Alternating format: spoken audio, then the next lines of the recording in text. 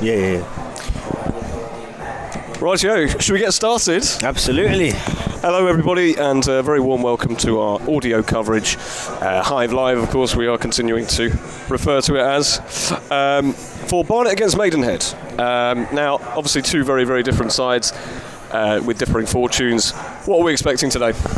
Yeah, I mean, Barnet coming into this game off the back of an impressive 3-0 win away at Southend United, so they'll become this game with confidence. However, Barnet have won their last two home games, which is a bit of a concern given how strong they've been at home this year, still unbeaten. But I think we'll be expecting Barnet to, impose their dominance on Maidenhead's side that's struggling at the bottom of the table. So expecting a home win, relatively comfortable, but as you know, in the National League, anything is possible.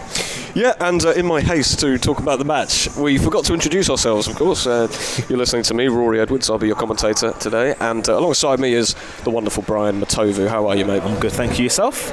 Oh, I'm 90%. I'm 90%. Just getting there, though. Getting there. Just recovering from a cold. So, yeah. Now, Dean Brennan, obviously, has said in his interview that all the remaining games are cup finals for Barnet. Would you agree with that assessment? I think he's absolutely right. 19 games left. Every game is so important.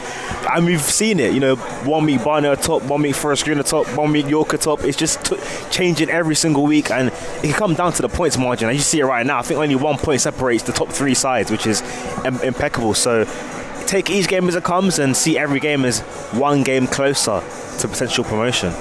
Yeah, no, exactly. And of course, they face a Maidenhead side today who really don't travel well.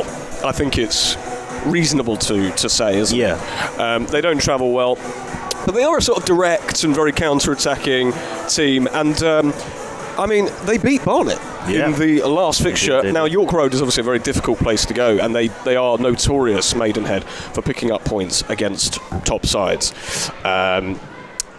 And they managed to do it against Barnet. 3-1 they won. Yep. Reece Smith at the double, of course. He isn't playing today, which is positive news for Barnet. Yeah. But how can the Barnet make sure that the same sort of outcome doesn't happen? Albeit, obviously, Barnet have an incredible home record. Yeah. And this is a very different proposition.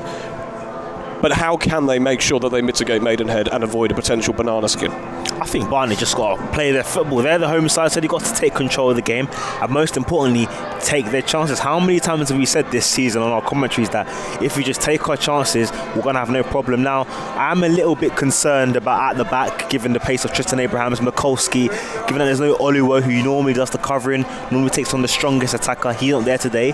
But Maidenhead have struggled throughout the league this season, so given, like you said, their away record is really poor. So I think Barnet can see it as if we turn up, and as they should do, it's a home game, so they need to win this game, must win as always, then Barnet should look to win this game pretty comfortably given the Maidenhead's record away from home.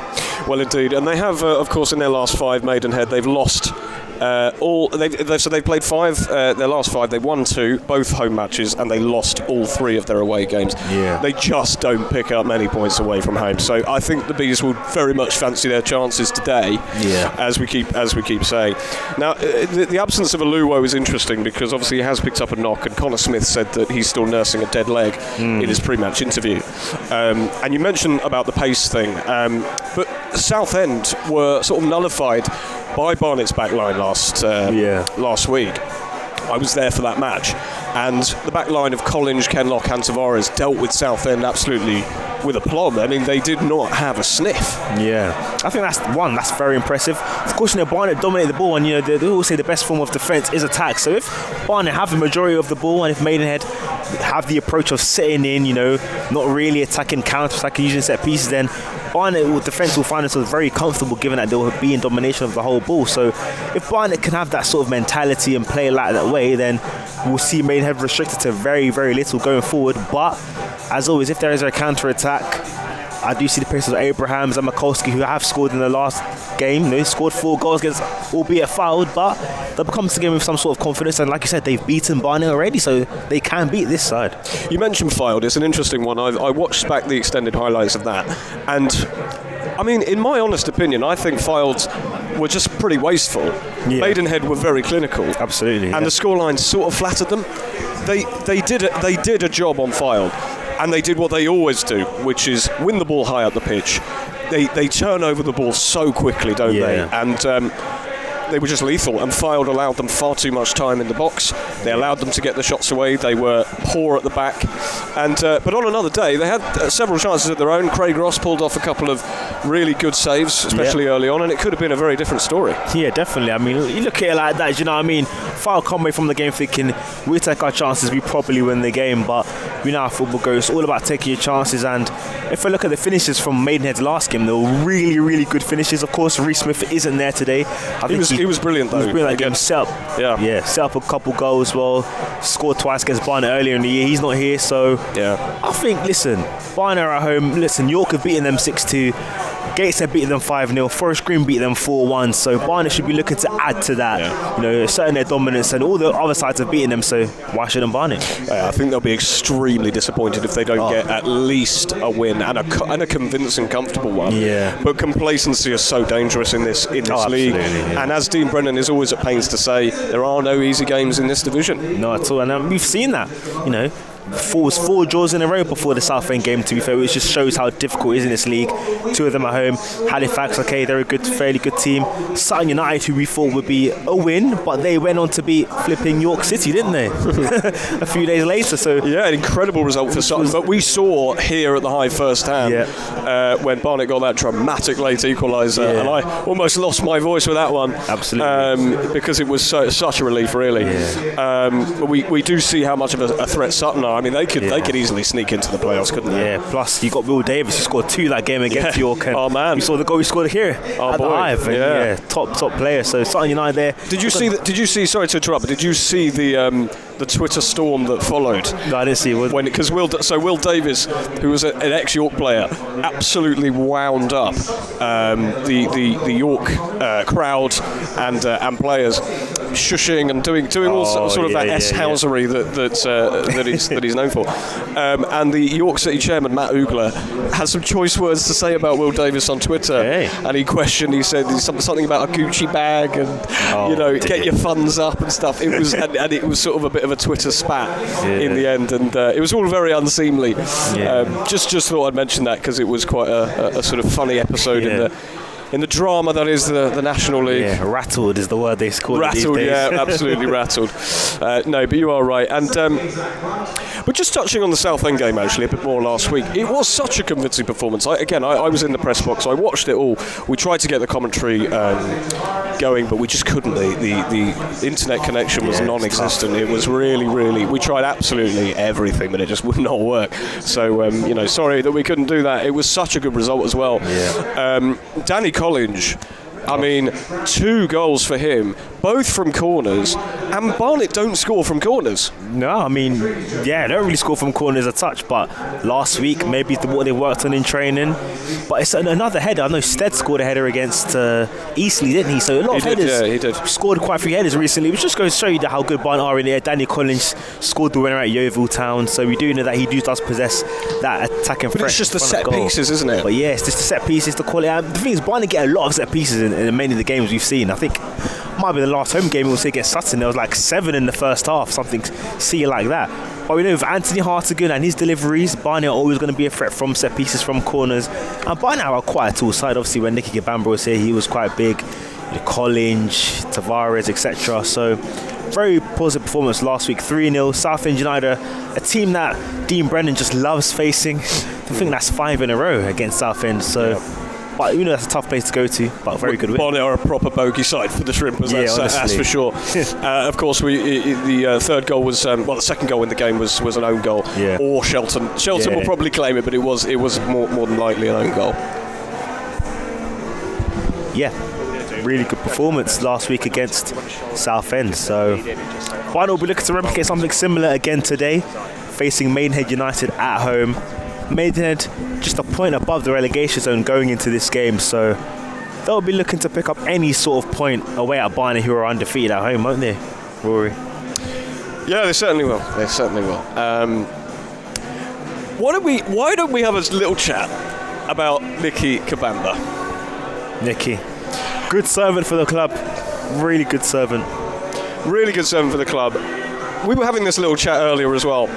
in that when he doesn't really score goals, there's a question about whether he does contribute enough around the rest of the pitch to warrant a place in the starting lineup. Yeah. And Dean Brennan clearly thought that he didn't, because he left him out of the squad on several occasions before he went to Bromley. And obviously the club have cashed in while his stock is relatively high. So ultimately, a good decision? It's tough. One side you're looking at it, is it good to sell your top scorer? Because Nicky Kabamba, as much as he was criticised, he was a top scorer for the club. He had a very good run of form at the start of the season. Okay, he was in a bit of a period where he wasn't scoring, wasn't contributing, but he's always a threat in and around the box.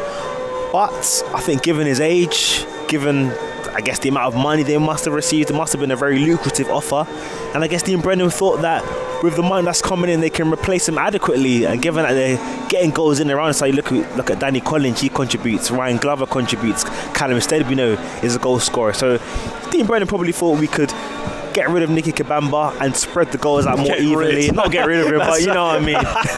That's harsh. Not get rid of him, but you know, Nicky Kabamba's gone to League 2, so it's a good move for him. Not as if you've sold him to a team that's worse than Barnet as such, but that would never happen. That would be madness. Yeah. Even considering he is pretty prolific, but obviously he seems to struggle for goal of late. But they have indeed obviously replaced him with Leon Love from Boreham Wood from the league below. Yeah. Now Leon Love obviously does have National League experience with Boreham Wood, and he was part of a Boreham Wood side, Luke Garrard's side, really defensive, really physical, not really conducive to free-flowing attacking football. And Love hasn't really had the chance to shine, you could argue. And in a team like this, we've seen flashes and glimpses of what he really is capable of in a team that plays this kind of attacking, sort of positive football that Dean Brennan likes to play. Yeah, I think absolutely. I think it's coming to a team that creates chances. We always come to Barnet saying, how many chances have you created? How many chances does Kabamba miss? How many chances does he score? So Leon Love can come into the side believing that he will get opportunities to score, but he's got to be on the end of those chances. He's got to be in the right position. And like I said, he's got Callum Stead there, who, he's in fairly decent form recently. And he's going to be looking at thinking, of course, we're in the same team, but they're competing for, that number 9 spot. They've been playing together as such, but there might come to a time where Dean Brennan might prefer one if one is playing well. But it'll be his first home game today. I'm sure you'll be looking forward to it in front of the Barnet fans, and hopefully he gets on the score sheet today. Yeah, I mean, the signs were there. His touch actually sort of set up. It certainly had a major contributory factor to the second goal at Roots Hall last week. I mean, it was just a fantastic piece of hold-up play. Yeah, and we just, I guess you could argue again. I don't want to sound too forthright here, but that sort of hold-up play has kind of been missing from Barnet of late. Nicky Kabamba was quite good at holding the play up last season. But Dean Brennan has always been so critical of Kabamba's hold-up play, certainly this season. And in Leon Love, he's clearly got... I mean, have you seen the size of his legs? The Barnet players are quick to say... He's a big fella. I mean, that is a powerful man. That is a powerful man. And a bit of a nightmare for defences. So it'll be interesting to see how he gets on today, and if indeed, as you say, he gets his first goal. He's obviously put in a couple of really good shifts. Yeah, absolutely. I think he even cleared one off the line at Forest Green, so he's doing his defensive duties as well. Not really what he was gotten in for, but that's the full package. I think it's important because you'll see he'll occupy Maidenhead defenders given his size. They might have to double up on him, which gives more space for Brunt and Callum Stead to make some runs and get on the score sheet as well. So we can't negate that impact as well. Even though he may not be scoring, the attention he brings gives others to getting in behind and score some goals. Indeed they do. Now, prediction is Barnet at home. I've got to go for the home side. I'm thinking a 2-0 victory. I think calm and composed 2-0 win. Chances will be missed, but Barnet there'll be more than enough goals for them today. Yourself? We'll get to my prediction in just a second, but for those watching on DAZN, we will be cutting to a short break, but we will see you after that for the first half of Barnet versus Maidenhead United. See you soon. And back to our audio coverage for those lucky people listening on YouTube. My prediction. I'm going to have to say 4-2 to Barnet. The reason I say that, and of course, as soon as I say that, it will be 0-0 or something. But I just think with Barnet's potency up front and all season, highest goal scorers, 54 goals so far. Against a very leaky Maidenhead side who have they don't have a couple of their key players, certainly like Reece Smith. So. They're just not particularly defensively sound. They did a job on Barnet at York Road, but I just don't see it happening again here. However, with the likes of Mikulski, with the likes of Abrahams up front, who's been pretty prolific so far, I do think there's a chance, given Barnet's propensity to concede goals at home and silly goals as well. Yeah, the mistakes. I could certainly see them getting 1 or 2. I have gone for 4-2. And do you want to expand on your prediction as I slightly cut you short? Yeah, 4-2 is... just on your prediction, Barnet have kept 2 clean sheets in the last 2 games, so it's a bit of a surprise. But at home, Barnet have a propensity to concede goals that you just wouldn't even imagine conceding. So we had 2 identical Aluo. I called it the Aluo, sadly, because it was the short pass back to Hayes. I'm still going to go for 2-0. I just think Maidenhead are going to be so defensive, and Maidenhead's goal difference is pretty poor, so not much to play for in regards to that. But I think Barnet should be strong enough. I was saying before, Abrahams and Mikulski are threats, so I'm going for 2-0 or 3-1. That's a bit of a cop-out. You can't have that. You've got to pick one now. 3-1, go on. 3-1. Okay, so we got 3-1. Go on, Abrahams, get me a goal. And we got 4-2, so we're expecting goals today. Let's see if the match delivers. Of course, Owen Evans, you do mention the 2 clean sheets. Owen Evans has played 3 games for the Bees now. The first was a bit of a strange game away at Altrincham with a second string side, it has to be said. Owen Evans got his first kind of baptism of fire there. And there were a couple of weird moments from him straying quite far out the area, and he got lobbed. But he also made a couple of really good saves. So, but in the 2 clean sheets that have followed, I'm not actually entirely sure Owen Evans has been tested the way he should have been. Yeah, you're bang on him. 2 clean sheets, hard to criticise as a goalkeeper, but got to give credit to the defence, given that he hasn't been tested as much. But they will come to a time where he needs to stand up too. And against Abrahams and Mikulski, 2 strikers who are in good form, will be interesting to see whether he can keep them out. Indeed it will. Now, as Sweet Child of Mine reverberates around the hive, let's take you through the team news today. There is only one change to the Barnet side that dispatched Southend quite comfortably at Roots Hall, with Zach Brunt given the nod ahead of Reece Brown. There were 2 changes for the Magpies. Reece Smith picked up an injury against AFC Fylde in their 4-1 win last time out. And Bradley Keach, who bagged a goal here at the Hive last season, beating Rory Walker at his near post, is his replacement.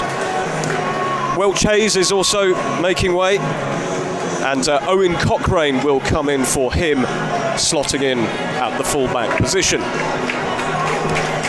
So this is a strong Barnet side with only really Adebola Aluo and Harry Chapman out injured. Joe Kizzy as well with a knock, but he hasn't played for a long time anyway and isn't really fancied. What do you make of the side today?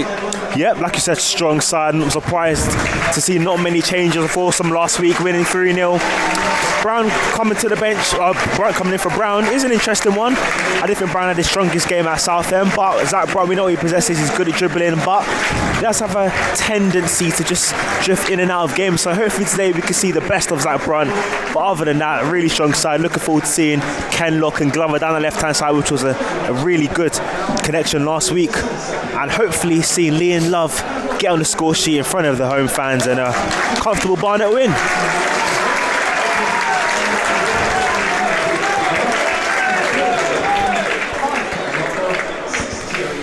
Craig Ross, of course, in goal for Maidenhead United. He's well known to Barnet fans as being the goalkeeper that was between the sticks when Barnet got relegated in 2018, and has made a decent career of being a jobbing lower league keeper since. And he's relatively settled at Maidenhead now.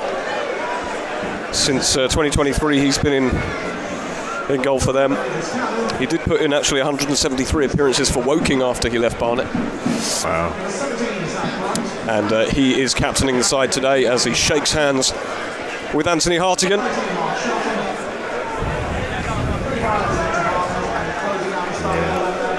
We'll talk about how big this game is for Barnet in terms of keeping the pressure on York City, keeping the pressure on Forest Green. But Maidenhead, if you look at the table, is so congested at the bottom, and they've played 2 extra games than the teams in the relegation zone. So as much as we can say that Maidenhead are playing with house money, I mean, you can't really play with house money in the position they're in. So they must be looking at thinking, if we get anything from this game, it's a great result. Indeed, Alan Devonshire's side struggle on the road. So it would be something of a shock if they were to pick up anything from Fortress Hive. As we get underway here, it's a high-flying Barnet against strugglers Maidenhead United, who are in and around the relegation zone. Could they spring a massive upset today, or will Fortress Hive roll on? It's gone immediately out for a throw-in deep inside the Bees half, and Danny Collins will throw it down the line. Kanu chests it down and lumps it forwards. It is headed away back to Craig Ross, who applauds his teammate for the composure that he showed there.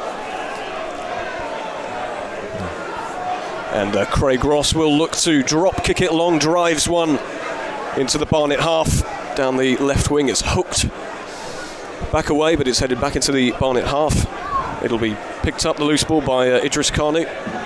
Here is Kanu being hounded, but does really well there to get away from Abrahams, and he's eventually fouled. And it's a free kick awarded by Kirsty Dowell, the referee today. Fun fact about Kirsty Dowell, she refereed the 2022 Women's FA Cup final. Yeah. So certainly ref the big occasions. Yep, Chelsea winning that game 3-2 after extra time. Sam Kerr double. If any Blues fans watching. Did you? Yeah, I mean, we saw your little research there just before the game, so... no evidence of that. Yeah. Here's Tavares, plays it to Barnet's new number 1, or should I say number 13, Owen Evans. Nick Hayes is still technically the number 1, but he has been dropped to the bench. There's been quite a lot of debate about Owen Evans and Nick Hayes and what the two offer. Yeah. Here comes Shelton though, plays it back to Callum Stead, over to the left-hand side with Ryan Glover inside the penalty area, just taking on his man, looking to get it out to Collins, which he does. Bit of a short ball from Collins, but he manages to feed it to Shelton. Shelton could drive one into the area, it's blocked. He has a second bite at the cherry, but plays it back instead to Brunt. Here's Kanu over on the right wing with Shelton. Plays a little neat ball into Brunt, back to Shelton now. And here's Kanu. Here's Hartigan now. Maidenhead sitting very deep inside their box. Kanu tries to get one into the penalty area, but it is easily cleared. And Abrahams is battling with Nick Tavares, but that duel was easily won by Nick Tavares, colloquially known as Nick the Brick. Plays it back to Owen Evans. Yeah, it's very positive. I was saying earlier about Mikulski and Abrahams up top, who's going to be taking it. It's like Nick Tavares has taken that mission of guarding at least one of them. He's two up front, but I think when Barnet are in possession, it's basically a 5-4-1 from Maidenhead, essentially. Having Mikulski or Abrahams, one of the two will occupy the centre-back. But a good winning duel earlier from Nick Tavares, which will give him all the confidence throughout this game. Here's Hartigan on the halfway line, plays it short ball to Kenlock. Plays a square ball to Stead. Tavares to Collins over on the right. Just past the halfway line now, plays it over to Zach Brunt. Shelton makes a run, but instead he goes back to Collins. Here's Kanu. Drifts inside, plays a square to Callum Stead. Stead thinks about going left to Glover, but instead turns back and feeds Anthony Hartigan, who gets a nice ball over to the right for Zach Brunt. Again, Maidenhead sitting in their shape and trying to restrict Barnet. Here's Collins. Over on the far side with Shelton. Here's Brunt. Brilliant ball inside to Danny Collins. Collins goes for an effort with his left foot, but he's not really the player that you wanted on that. Curled it well wide of the goal. and very high indeed. Yeah, it was a poor finish from Danny Collins, and like you said, one of the last few names you want on the end of that. But good ball to play from Barnet, very patient as always, and just a little open, good pass from Zach Brunn and Collins. Poor finish at the end of it, but good opening half, good opening 5 minutes from the Bees. Yeah, great vision from Zach Brunn there to find Collins, who had drifted into a pocket of space and inside the just outside the penalty area, but his left-footed curling effort was wayward, to say the least. Craig Ross will look to take this long goal kick again. Yep. The playing out from the back, not fancied by Ellen Devonshire's side, who really are about as direct as they come. They get after you, they run at you, they look to turn the ball over and just take every counter-attacking opportunity they have, but they haven't had very much of the ball at all, which is very commonplace here at the Hive. Here's Glover.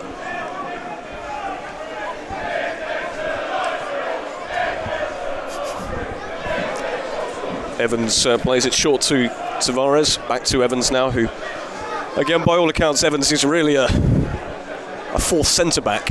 Yeah, really good on the ball. I think that's what Dean Brennan's looking at. And Love tries to hold the ball up, but it's Kanu who's drifting on the overlap, and he tries to get past his man. That's really good work from Kanu. Tried to play it back to Love, but he was crowded out. Excellent strength from Kanu to get the ball in unlikely circumstances there, but Maidenhead have come away with it now, and it's on the halfway line. Sean Mikulski wins the throw-in just exactly on the halfway point on the far side. 5.5 minutes gone, still 0-0. Yeah, just going on that's a great turn of pace from Idris Khan. I mean, he blew past that, kept the ball in play, tried to cut it back, and unfortunately Love couldn't get control of the ball. But I think that right hand side is looking very threatening so far. Obviously Collins just got in behind, and now we've seen Kanu getting in behind as well, so one to look at for the rest of this game. Yeah, Kanu does look lively, and I think he's a player in good form, albeit he's only scored 1 goal this season so far, and that was at Dagenham and Redbridge. Oh, brilliant goal that was. But he looks in the mood today, does Idris Kanu. And here's Collins, now with Tavares at the back. Maidenhead in their rigid-looking 5-3-2 formation. Yeah. Just look how rigid it is. I mean, it's so clear. No space in the middle at all. No space. Man for man, that is. Here's Idris Kanu, back to Collins. Brunt over on that far side, plays it inside to Shelton, being crowded out, has no choice but to go back to Brunt. Clever ball back to Shelton, who has a great opportunity on the far side to get a cross in. Drills one low, and it's Craig Ross who gets a leg in the way, and it's high up into the air. It's come out to Idris Khan, who heads it, tries to head it back to Hartigan. It is one back, and here's Kenlock now. Drifts over to the left. He's only got Stead as an option on that left. Back to Hartigan. Glover over on this near side, plays a short ball into Stead, possibly fouled in the process. Referee says play on. Here's Glover.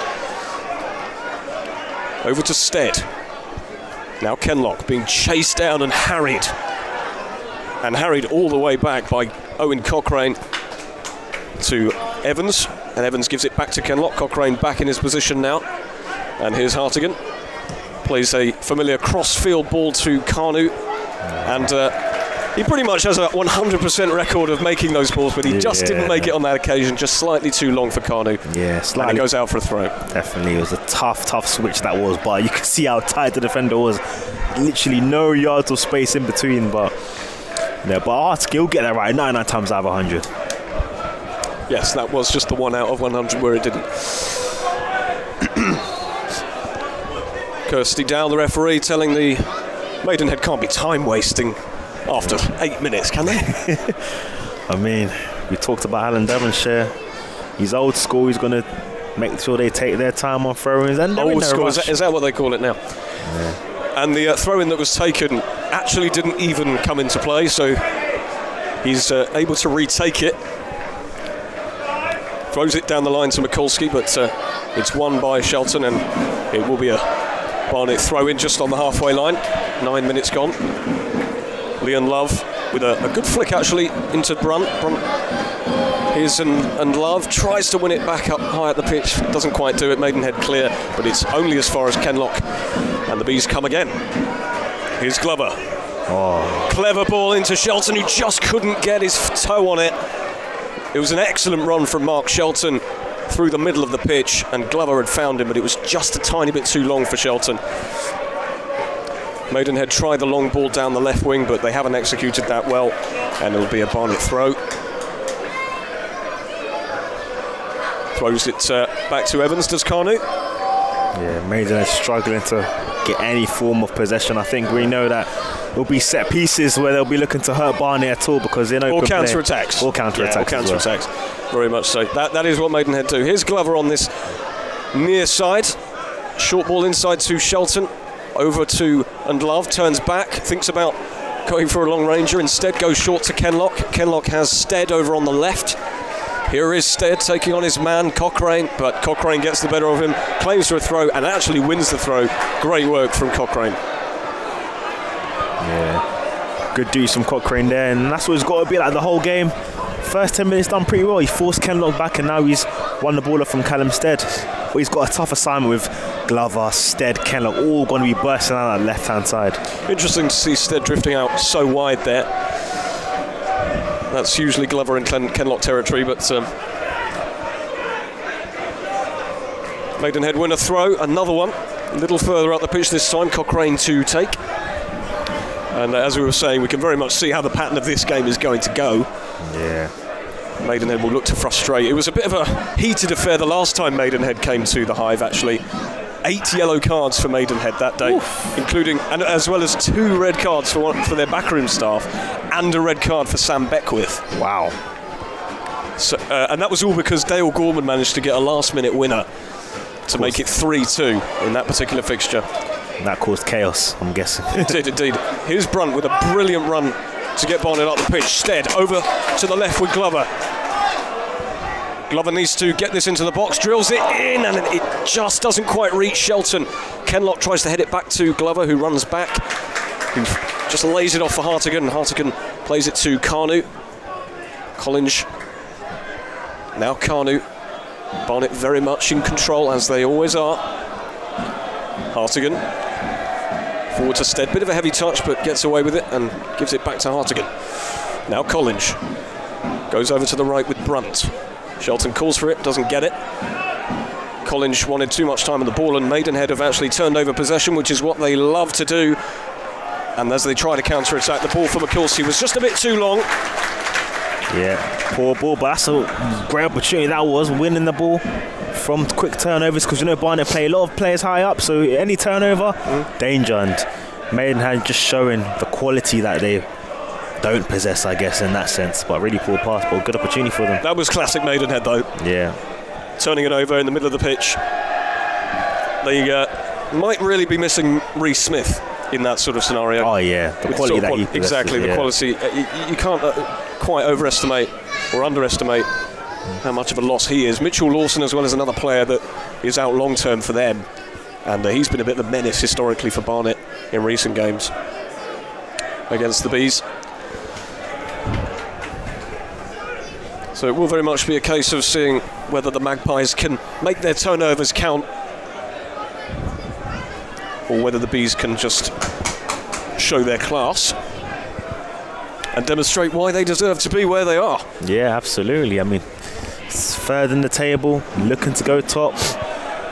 Obviously can't look at other results, but York are playing Boston today. You'd assume they're going to win that game. Never assume this, as you say. Just the way we did team Barnet we win this game, but like you said, you can never assume, never take anything for granted. Not at all. So just got Barnet, just got to keep patient. Plenty of time left, but just got to make sure when chances come that you put the ball in the back of the net and keep them out of the other end. Yeah, indeed. Barnet just knocking it around patiently at the back. Now Tavares. Abrahams was the one-man press there. It's back to Tavares. Abrahams has drifted into the onto the right-hand side. Here's Stead. Could have found Kenlock on the overlap there, but instead goes back to Hartigan. Now Tavares. Short to Collins. Now Carney. All playing in and around the halfway line. Stead into Tavares. Still in his own half. Bees patient and slow. Just waiting for those gaps to appear, but they're going to have to make those gaps appear. Yeah, absolutely. By pinging it around perhaps a little faster. Yeah. Does seem a bit subdued around the Hive. You know, first 3 o'clock game in a long time, you thought it could be a bit more bouncy. Well, it's not 5-0 already, so they'll be deflated, I'm sure.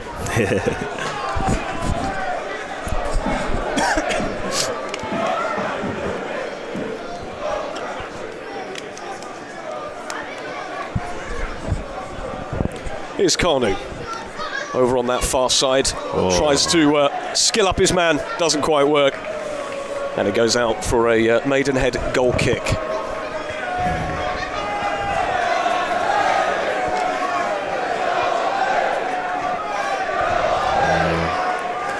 For Maidenhead will be happy. Alan Devonshire, first 15 minutes, no real clear opportunity for the Bees so far. Frustrated them in parts. Obviously, Barnet have had all the possession, but Maidenhead can see themselves as, if you play the game in quarters or fifths or 20ths, however you do it, this will be a marker that Maidenhead would have said, just keep it 0-0 the first 15 minutes, and they've got that target so far.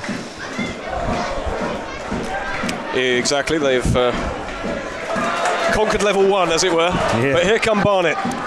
Good ball into Ryan Glover on the left. Chops back. Glover dips one into Stead and is palmed away by Craig Ross. Didn't get enough power on it, did Callum Stead, but a lovely delivery from Glover. It's saved by Craig Ross. Well, that was a bit of a strange one, a pinball in the area. Well, the first opportunity for Callum Stead, I mean, brilliant crossing from Ryan Glover, and Callum Stead, I mean, he's about 6 yards out, just can't get enough power in it, and it's a good save from Craig Ross. And then the second one just falls to Love. I mean, I don't think he could control it, just comes off him, looked like he was in offside position, but flag stayed down, and good enough, another good save from Craig Ross. Barnet have a corner, and they scored from 2 of these at Roots Hall. Yeah. Could this be the start of a corner dynasty? Yeah. Hartigan raises his hand. In comes the corner. It falls to Shelton. It's just about cleared away by the Magpies. And the Bees come again. Here's Brunt. But that all came from an injection of pace from Ryan Glover and Kenlock. Just a little bit of speed, and you see what it does. You know, he gets everyone involved, puts players out of position, and Barnet should really be ahead through Callum Stead's chance. He's had a sensational season, Ryan Glover. Almost overruns it, and could have been tackled really high up the pitch there by Mikulski and Abrahams, but he's got away with that one for sure. But here comes Danny Collins, tries to play a ball through the middle to Love. Heavy touch, almost finds Stead, does Zach Brunt, but Maidenhead get it away, and the warning signs are there. Yeah, I think the fans believe it as well. The crowd noise has increased. I think Barnet fans can feel a goal coming any time soon, and Barnet keep this up, they'll get more chances. A brilliant pass that is from Glover. Like you were saying, he's having a brilliant season so far. Such a menace on the left-hand side. He's made it his own. He certainly has. And it will be Glover to actually take this throw-in on the near side.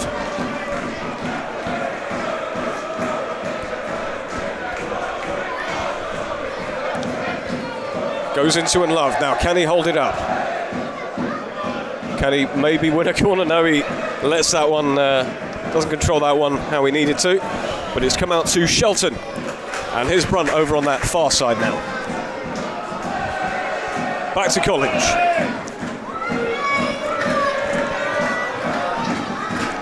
And now Tavares. Here's Kenlock.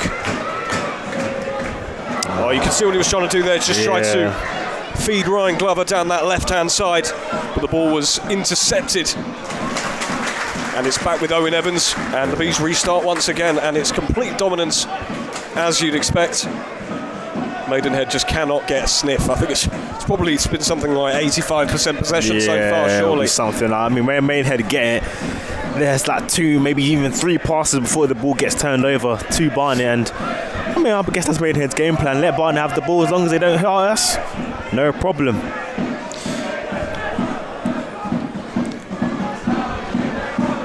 Here's Zach Brunt over on that far side. Now Owen Evans, who is getting comfortable with the ball. Yeah, absolutely. He's had a lot of touches so far. Not much to do, as we've been saying before the game. Brilliant. Ooh, unlucky with that pass there, but see the idea. And I guess that's why Owen Evans is now on the side, really good with his feet. Be interesting to see when he really is tested, how good he is in terms of stopping shots, but so far so good, have no complaints.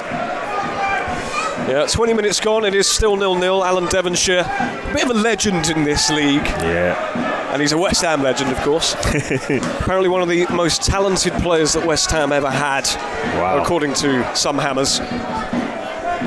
That is a quote. He was a forklift truck driver. Really? He was a forklift truck driver before he was scouted to play for West Ham, and obviously achieved some sort of legend status there. And of course, in his managerial career, he has managed Maidenhead United twice. This is his second stint, which started in 2015. He took them back into the National League from the National League South. Yep. And they have remained here since.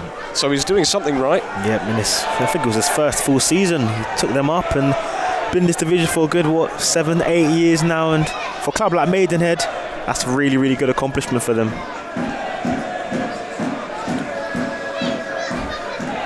But as I say, it's still 0-0 with 20 minutes gone. And the biggest chance, you would have to say, has come for Callum Stead from a Ryan Glover cross into the area. It was a pinpoint cross. Oh, brilliant. Excellent delivery. He's been so good this season, has Ryan Glover. Yeah. And as we've said, he just owns that left-hand side. Absolutely. But Stead's header just didn't have enough power on it, and Craig Ross was able to beat it away. Any more power, and either side of Ross. Yeah. And that is a guaranteed goal, really. Surely, yeah. I mean, Callum Stead, he'll be disappointed he hasn't scored. And Callum Stead in the last home game, he missed a big chance against Sutton United. And Callum Stead, he's not as clinical as he'd like to be. He does get himself in good goal scoring positions, which you've got to give him credit for. But his conversion has got to be a little bit better at this level, especially where Barnet were trying to be. Yeah. Well, he hasn't. Like I say, he hasn't got a goal since Eastleigh, which was obviously an excellent header. Oh, brilliant header. But there have been several more opportunities for him to score, and unfortunately for him, he just hasn't been able to find that end product. Yeah. As you mentioned, Sutton, that was a huge chance, and it might have changed the complexion of the game. Absolutely. Anyway, Barnet try a long ball down the left-hand channel. It's hooked away by the Maidenhead defence, and it'll be a throw-in deep into the Magpies half for Barnet Football Club. Yeah. But like you're saying, that's all it takes in this league, do you know what I mean? How that goal goes in, calms the nerves, exactly. Barnet go a goal ahead early on. But I'm sure he'll get more chances throughout this game. Callum said he's always someone who never lets it get to his head, and he never shies away from anything. He's always running about, always making himself available. Great dribbler, great pace. In comes the corner from Hartigan. It's a little overhit, but it might be rescued by Stead. That's clever work from Stead. He has rescued it. He's being absolutely hounded on that far side, and actually it is a free kick to the Bees, conceded by Latty Fairweather. Brilliant play from Callum Stead there. Just got his body in the way, didn't he? Yeah. And drew the foul from Latty Fairweather, who was all over him. And that's him. Callum Stead never gives up. Call looked like it was going out. Callum Stead keeps it in the corner. Not much going on. Just, like you said, shields his body away and wins a free kick. And we know that from these free kicks, Anthony Hartigan is always going to put the ball on a sixpence. Hopefully, it's one of Tavares, Collins, Glover, Shelton can get their heads on it and put Barnet one goal ahead. In comes the free kick from Hartigan. It's towards Love, but it just wouldn't quite drop for him, and Maidenhead get it clear. Abrahams tries to win the ball, and he has. There was a suspicion of a push in the back towards Shelton, and Barnet win the ball back high up the pitch. They win a throw-in. Yeah. It was a bit of a shove. Not much in it, in my opinion. But in the modern game, I guess you do get those given. The modern game. The modern game in all its glory. Here's Glover. Just feed Glover and he will do something is really the order of the day. Brunt over to Idris Kanu.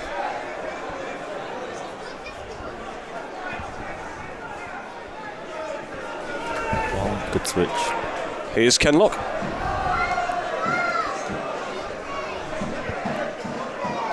Glover on this left-hand side, taking on Cochrane, chops back, gets another cross into the area. It's fallen to Zach Brunt! Oh. It's just wide of the goal. Hit it into the ground, and you'd fancy Zach Brunt to do a lot better from there. Yeah, absolutely. I mean, it falls back to him so nicely. I mean, Barnet fans aren't happy about Craig Ross time wasting, but again, Ryan Glover causing problems down the left-hand side, just drives, cuts back, whips in a good delivery. Maidenhead clearing not far enough, and Zach Brunt, he's got so much time to think about, but just can't get the right contact on it, and the ball falls wide. He'll be disappointed, but that's another good chance for Barnet going begging. Now, Barnet fans are booing Craig Ross because they think he's just thrown the ball away and got the ball boy to replace it, even though there was... I mean, we don't know what was wrong with the football, but... he's pushing his luck, isn't he? I mean, I think he'll do it until he gets the yellow card. Indeed he will. Referee Kirsty Dow allows it to continue. It's hooked long to Love, who holds it up excellently and lays it off to Stead, who plays a clever ball back to Hartigan. Here's Glover. Dean Brennan is talking to the fourth official. You can imagine what he's saying to him at the moment. Yeah, time wasting on 25 minutes is not really what it's about. But that is Maidenhead. That is what they are doing. Here's Hartigan. Now Collins. Plays an easy ball through to Tavares between the two Maidenhead attackers. Here's a square ball into Shelton. Shelton feeds and Love. Could he get his first goal for the club? It's straight at Craig Ross. Tavares wins it back inside the penalty area, and he's won himself a corner, but what a huge chance for Leon Love. Massive chance, a brilliant ball in from Shelton, just a little nice reverse pass. And Love, he's got so much...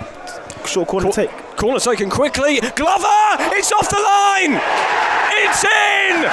Callum Stead makes sure of it, but I think the linesman was indicating that Glover's header went over the line. Okay, well, we were talking about Love not scoring, but it doesn't matter now because Barnet have taken the lead, and it's a short corner. Short corner comes in, ball comes into the box, and the Glover's header, loops in header, goes past the keeper, and Mayland thought they cleared it off the line. It did go in. Then Callum Stead just makes sure of it by putting the ball in the back of the net, but Barnet have a much deserved lead, 1-0 up, and that's exactly what the doctor ordered. It's another corner. Another corner. It's another goal from another corner. Having previously scored basically 0, they've scored 3 corners in the last 2 games. Amazing. Absolutely amazing, but much well deserved. And Ryan Glover, we said the man in form, the man of the moment, and once again coming in big for Barnet. It's goal number 6 for him. Woo. And on 27 minutes, it's Barnet 1, Maidenhead United 0. Yep. Now, Maidenhead are going to have to come out here. They cannot sit back. And Ryan Glover has won the ball back, and Kirsty Dell says no foul. Here's Stead. Stead taking on to Haviland, and he is hauled to the floor, and Kirsty Dell has awarded Barnet a free kick here, much to Maidenhead's utter fury. Yeah, they aren't happy about it. Because they feel that they should have got a foul just moments earlier when Glover won the ball back in the middle of the park. Yeah, Cochrane thought he was fouled. Referee said play on, then Stead was driving with the ball, driving to a dangerous position. He was pulled down. Different angle, could have been soft, could have not been given, but Barnet got a free kick in a dangerous position, and they're turning it up now, looking to add insult to injury for Maidenhead. The Bees have an opportunity, as you say, to double their lead here if they can get this set piece right. It's laid off for Shelton, who tries the long ranger, but it doesn't really go anywhere. It's blocked and out for a throw into Barnet on the far side.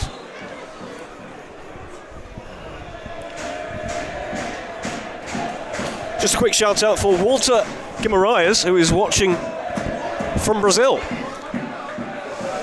Wow, international. or indeed listening from Brazil. Anyway, Maidenhead try the long ball forward. That's absolutely nowhere near Abrahams, and the Bees come again with Kenlock. It could and should probably really be 3-0 already. Absolutely. Leon Love probably had the clearest opportunity, but he's fired his shot straight at Craig Ross. But it was Ryan Glover's looping header from a quick corner that gives the Bees the lead. Stead put it in, but everyone was crowding around Glover, and I'm pretty sure it was his goal. I think the linesman give it to Glover. I think so. The ball was over the line. It looks it. Anyway, Glover with some excellent work tries to feed Shelton. He's got another case for man of the match already, has Ryan Glover. Yeah, honestly. He's just been utterly unplayable so far. Honestly, anytime he's one-on-one against that right back, he's just taking him on, putting great deliveries in the box. Should have 2 assists already as well to his name. But he's got a goal to his name, an important goal. And Lee Love should be thanking him, because we'd be speaking about that missed chance had Glover not scored just moments later. Here's Kenlock. Over on this left-hand side. Plays it back to Tavares, inside the centre circle. Forward to Hartigan. Over to the far side with Danny Collinge. Here's Carnu. Back to Collinge. And it's obviously very positive for the Bees to get a goal in this first half, not let the game drag on frustratingly. Glover with a drilled ball that's between Love and Shelton. Good idea. Execution not quite right. Boston United have grabbed an equaliser against York City.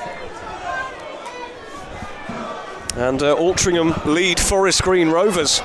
So results going Barnet's way so far. Yeah. But we'll only keep a little bit of an eye on that, and we'll look more, I think, towards the latter stages of the game, because we don't want to get anyone's hopes up. Yeah, absolutely. Too early or too soon. Owen Evans is labouring on the ball now, and it's his turn to time waste now. Yep. I don't think Craig Ross will be time wasting much. Absolutely not. Right now, and they're just going to have to throw caution to the wind, the Magpies, because they've not had a sniff. They call that karma, don't they? Craig Ross time wasted, and goal goes in moments later. His goal has been pummeled. No. Yeah, I think it's fair to say. Tell me about it. Here's Kenlock. Over to Glover. Taking on Cochrane, brilliant. Gets a left-footed cross in, just couldn't quite get it right. It's gone out for a goal kick. But again, he is just unplayable at the moment, and Cochrane and the Maidenhead back line just can't handle it. Yeah, such positive play from Glover. You know, as soon as he gets the ball, he's looking to drive at the fullback. Beats him again. Just unlucky with the final delivery. On his weaker left foot, isn't able to get it in the box. Now, Craig Ross has just gone down with one of those keeper's injuries that we keep talking about every single week. It seems to happen. Yep. What is happening to these keepers? They just keep picking up these strange temporary injuries. I don't know what it is. Interesting that none of the main players have gone to check if he's okay. Just straight to the bench for drinks.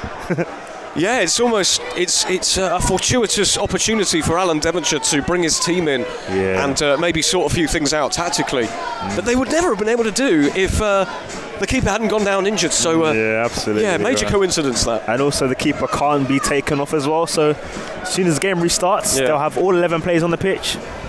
I think there's a real debate to be had there about rules about the keeper doing that. But I mean, if he has an injury, fair play if he has an injury, but it just happens so often that but it's just, how do you judge it, you know, because the keeper might be genuinely injured, and we do say that if the keeper does it, then someone else goes and go for 20 seconds or 10 seconds. But I'm sure he'll be alright, Craig Ross. But as much as Maidenhead can bring their team in, so can Dean Brennan, give more instructions. So indeed they can.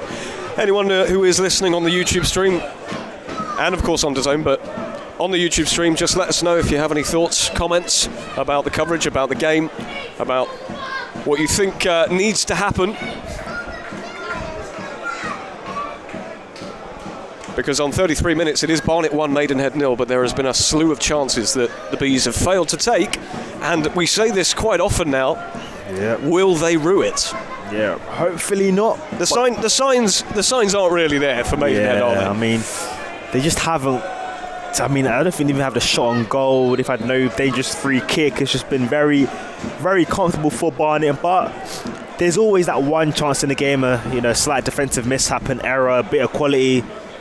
But for now, Barnet are very comfortable. Speaking of comfortable, Owen Evans has just launched the ball out of play quite uncomfortably. Commentator's curse strikes again. Cochrane takes the throw in and lumps it forward completely aimlessly. And Tavares has the ball now. Here's Collins.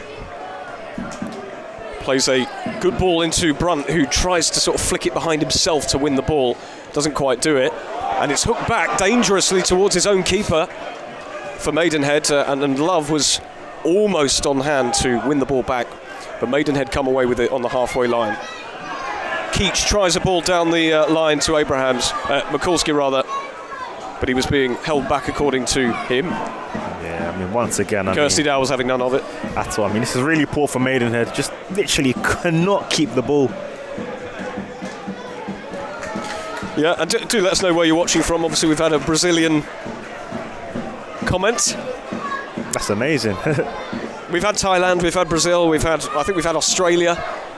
Let us know. You might just be up the road. We don't mind. Kenlock tries to feed and Love. It takes a heavy deflection and it's out for a corner kick to Barnet. They've already scored from one corner so far, which they took quickly. Yep. Corner taken quickly, that famous phrase. Corner taken quickly, yeah. Corner taken quickly, Glover.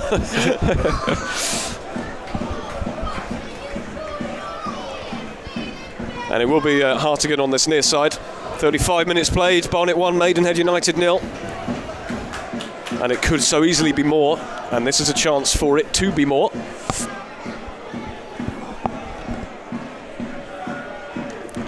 Hartigan whips it in. Craig Ross elects to punch the ball clear, but it's come out only as far as Brunt, who feeds Callum Stead over on the far side. Clever ball into Carnu, who shakes one way, shirks the other. Here's Carnu. Now Brunt lets it roll. Still Brunt. Short to Stead, back to Carnu. And now Hartigan. Look how many Bees players are there. And it's a brilliant ball into Brunt, who lays it off for Callum Stead, who tries to curl it with his left. It's well blocked. Stead wins the header, gets it back to Carnu, who manages just about to keep it in, and the Bees retain possession. Here's Hartigan. Carnu's on the deck, not quite sure what he's claiming for there. Here's Shelton again over on the left-hand side now with Glover. Glover cuts inside, lays it off to Hartigan. Hartigan to Carnu. It's Carnu, and all of that has resulted in a wayward shot that has gone well wide of the goal by Idris Carnu. Yeah, we're saying he's only scored one goal this season. I think we can see exactly why, because really poor effort from Idris Carnu. But once again, Barnet just dominating possession in and around the box, causing openings, and just wrong place, wrong timing, I guess, for Idris Carnu that time. Yeah, we do say quite often the Bees are reluctant to take long-range shots, but the space opened up for Carnu there, and you can't blame him for having a go. Just the quality wasn't there. He scores some absolutely quality finishes as well. Yeah. Historically, we know he can do it, so that was a little poor. Brunt tries the long ball towards. Oh, de Havilland headed it back to Craig Ross, but Love was almost there. You could see Love getting another chance from that sort of thing. A sort of dodgy ball back to Craig Ross. I could see him intercepting one of those. I'm putting it out there into the universe. Well, when it happens, you called it. Yeah. Alexander says he's watching from Pret in Aldgate, far from Brazil. A Pret in Aldgate. Well, I hope you're enjoying a prawn sandwich or croissant or whatever they... Or a cup of coffee. Yeah, or a cup of coffee, yeah. 38 minutes gone, Barnet 1, Maidenhead United 0. It's been utterly dominant once again from Barnet, and any signs of Maidenhead getting anything from this game look astronomically unlikely as it stands. I think your prediction of them scoring too, I mean... Yeah, I mean, it's a game of two halves, you know. Devonshire could say something incredible at half-time, but here come Maidenhead, actually, for the first time, although it's easily tackled. And Brunt comes away with it around the halfway line. Plays an excellent ball in behind. And will Carnu get there? Craig Ross rushes out. That's good sweeper-keeper duty from Craig Ross. Yes. You wonder if Carnu might have accelerated a bit more there. Yeah. But it was an excellent ball in behind from Zach Brunt. which just carved open the Maidenhead midfield and back line. Yeah, fantastic ball, fantastic run again from Idris Khan. I think he maybe thought Love was going to go for the ball, so he just kind of stopped a little bit and that put him off his stride. But Craig Ross, fair play, sweeping it up and, you know, preventing a potential second goal for the Bees. You get the sense that Maidenhead are sort of clinging on a little bit now to get to half-time, minimise the damage. But I think if Barnet were to get a second, the floodgates could open. And here's a chance for them to do that. It's laid off cleverly to Brunt. And there's a late challenge on him just on the edge of the area. And Kirsty Dow has awarded a free kick. He almost found Shelton in the box. Yeah, I mean... But a late challenge on him has resulted in a free kick. And this is a great opportunity for the likes of Hartigan or Shelton maybe. Yeah, absolutely. But just going back to that play, brilliant hold-up play. We were talking about In Love and what he brings, but the hold-up play and the flick playing back into Callum Stead was absolutely brilliant. Brilliant forward play from In Love, and hopefully he can get a deserved goal. That's a brilliant piece of play. As we approach the 40-minute mark, what an opportunity this is. Well, I say what an opportunity. It's just on the edge of the area to the right-hand side. But we know the quality of delivery that Anthony Hartigan has. He could go for goal. He could cross it into the box. He's got Collins, Tavares, Glover on. Stead and Love. They're all lining up in there. And it's a fantastic opportunity for the Bees to double their advantage if they can get this set piece right. Hartigan goes for goal and Craig Ross palms it away. He's been a very busy man, has Craig Ross. Shelton wins it back around the halfway line and the Bees come again once more. Yeah, good save that from Craig Ross. A great effort from Hartigan. The quality he possesses from dead ball positions is always at the top level, and that was a wonderful effort. But good save from Craig Ross, who's keeping Maidenhead in this game. Just saw the body language from Tristan Abrahams there, who's tasked with sort of pressing high up the pitch. He looks exhausted already or sort of discouraged. Anyway, the ball is played into Shelton, who's bundled over in the box. Not quite enough for Kirsty Dow to award a penalty. But if the contact had been slightly stronger, he would have had a big case. But the Bees come again with Callum Stead over on the left. Short into Glover. Now Hartigan. Lots of space for him to operate in. Over to Glover again. They just can't cope with him at the moment. Glover versus Cochrane. Glover tries to drive one in with his left. It deflects off Cochrane for yet another corner. And he's having a bit of a torrid time as the Maidenhead fullback. Yeah, he started the game off pretty decent, but Glover's just, as you said, Sisters at the 10th minute, he's just literally gone at him every single time. And Cochrane's had no help, no one really on the cover, but he defended that one pretty well. But Glover's been absolutely brilliant this first half and got his deserved goal. Yep, goal number 6 for the season for Ryan Glover. It was a really clever looping header that beat Craig Ross in the end. It was, and there was an athletic clearance off the line, but it just wasn't quite enough. Yeah, did he try? Anyway, Hartigan to take this corner. In it goes. Oh, and it almost went straight in, but Ross got a hand to it, and the referee has awarded a free kick to Maidenhead. Not entirely sure. Perhaps maybe Craig Ross was unfairly challenged. Yeah. But even if Glover's shot had not gone over the line, I mean, Callum Stead was on hand to put it in the back of the net, so there'll be no debate if Glover's goal hadn't gone over the line, because Stead put it in the back of the net. Indeed he did. We've also got a viewer from Norway. Wow. From Moss, Norway.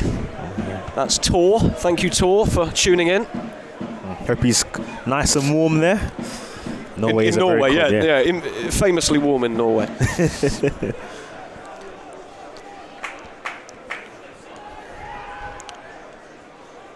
Ball is sort of messily being played around in that halfway line point. It's come all the way back to Craig Ross, though, who hooks it long. Abrahams and Mikulski both go for the same header, and it comes safely for Tavares. And now Kenlock. You'd anticipate at half-time that Alan Devonshire is going to have to change it, because they can't continue playing like this at all. They've got to get something from this game. That's the mindset they have to have. You know, Maidenhead, Can't give up. And there's an opportunity for Stead to find Glover. Glover into... it's... And Love, who was diving in, just could not get enough. Well, he got slightly too much on it, did Ryan Glover. And Love couldn't get there in time. But if he had got that right, and Love had a brilliant opportunity to get his first goal for the Bees. He's already had one brilliant opportunity so far. Yeah. Once again, Ryan Glover, the man of the moment. Just every single good thing about this performance has come through him. Great ball into the box, and Love just can't get there. But Barnet come again.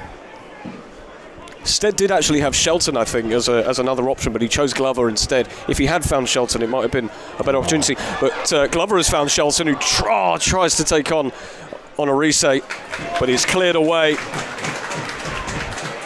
And a throw-in that Kenlock will take quickly. Kenlock hasn't really been too involved. No, not at all. I think it's been mainly Glover instead and Shelton. Yeah, I think it's interesting because Abrahams and both Mikulski are playing fairly high up, so I think Kenlock's just there because there's two strikers on the counter-attack just in case they were to get the ball in transition. Maidenhead try to clear it up the line, but it's well blocked. They try it up the line again, and it comes all the way back to Owen Evans, and they just cannot make a single thing stick, the Magpies. It's just been attack against defence, and as it currently stands, it's a matter of how many goals, not what will the result be. Yeah. Here's Brunt. If this stays 1-0, I will be utterly, utterly shocked. Yeah. That's wasteful though from Carnu, poor touch, and it goes out for a goal kick. Craig Ross will still take his time with this because, to be fair, I think he is obviously, he'll want to take his time to get to half-time. They're not in any particular rush to give the ball away. That's all. Don't want to have another attack before the break, because you'd think at 2-0 the game would be more or less over. Given what we've seen of Maidenhead so far, they don't look nothing like scoring, no shots on goal. You've got to feel for their supporters who've travelled all this way.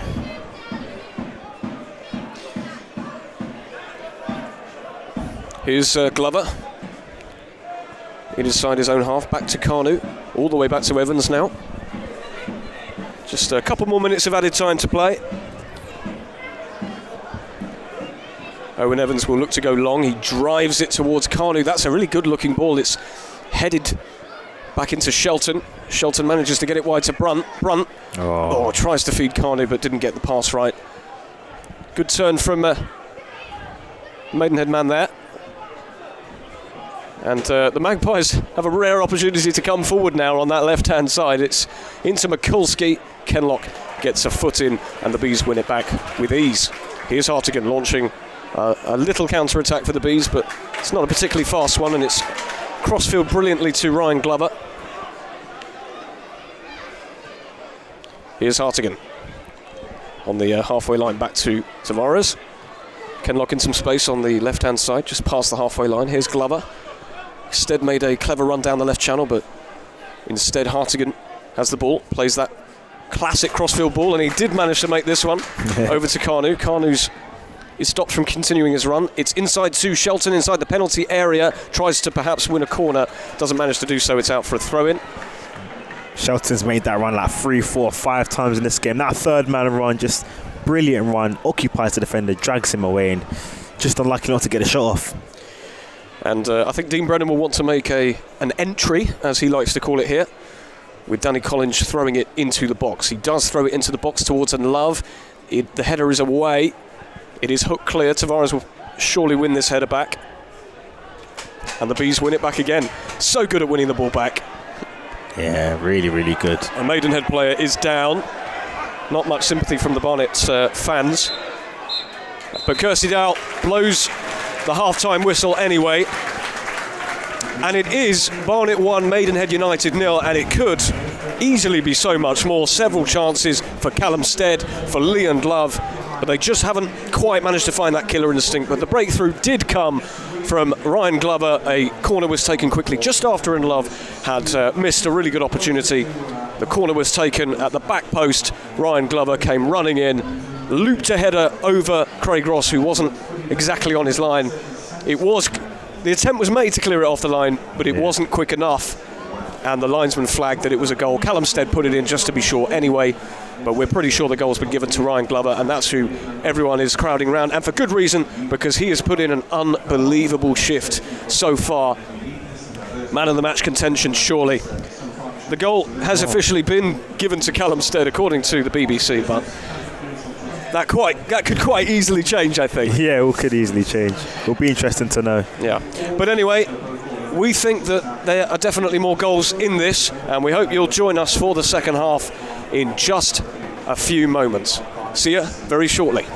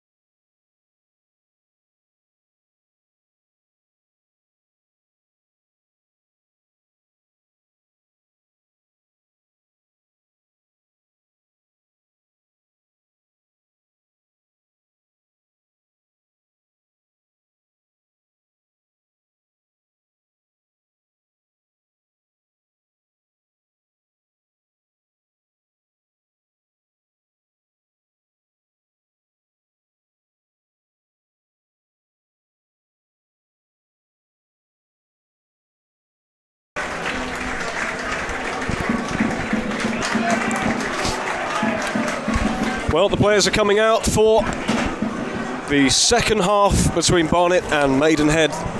Third, well, they were third when they started the match, but they're currently sitting top of the league, are Barnet, owing to Boston and York currently level, and Altrincham 1-0 up against Forest Green Rovers. We'll check in occasionally on the scores there and see if Barnet can end today top of the league, albeit York do have a game in hand, but as it stands, they would be 2 points clear at the top of the league. I mean, that would be quite some achievement. Definitely take that all day long, but like we say, Barnet can only control their own destiny, and if they win their games, that's all they can do and hope for other teams to drop points. And at half time, it's all going to plan. So hopefully for the second half, it all goes to plan again.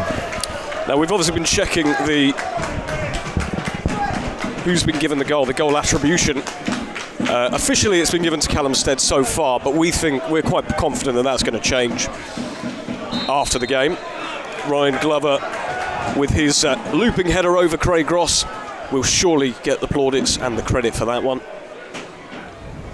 It was a tidy finish actually from Stead after that, but very good finish. But we're almost certain that the linesman flagged that it was Ryan Glover's goal. As we get underway now for the second half of football, I think Dean Brennan will probably be disappointed that Barnet are only leading by a goal to nil. It should really by rights be about 3 at least. And it'll be interesting to see what Alan Devonshire has said to his side, because they've been totally out of this game. And it's difficult to see a way back for them unless they absolutely throw the kitchen sink at it, at which point they would leave themselves sitting ducks. It is. I think Alan Devonshire will be saying first 15 minutes, stay calm, stay compact.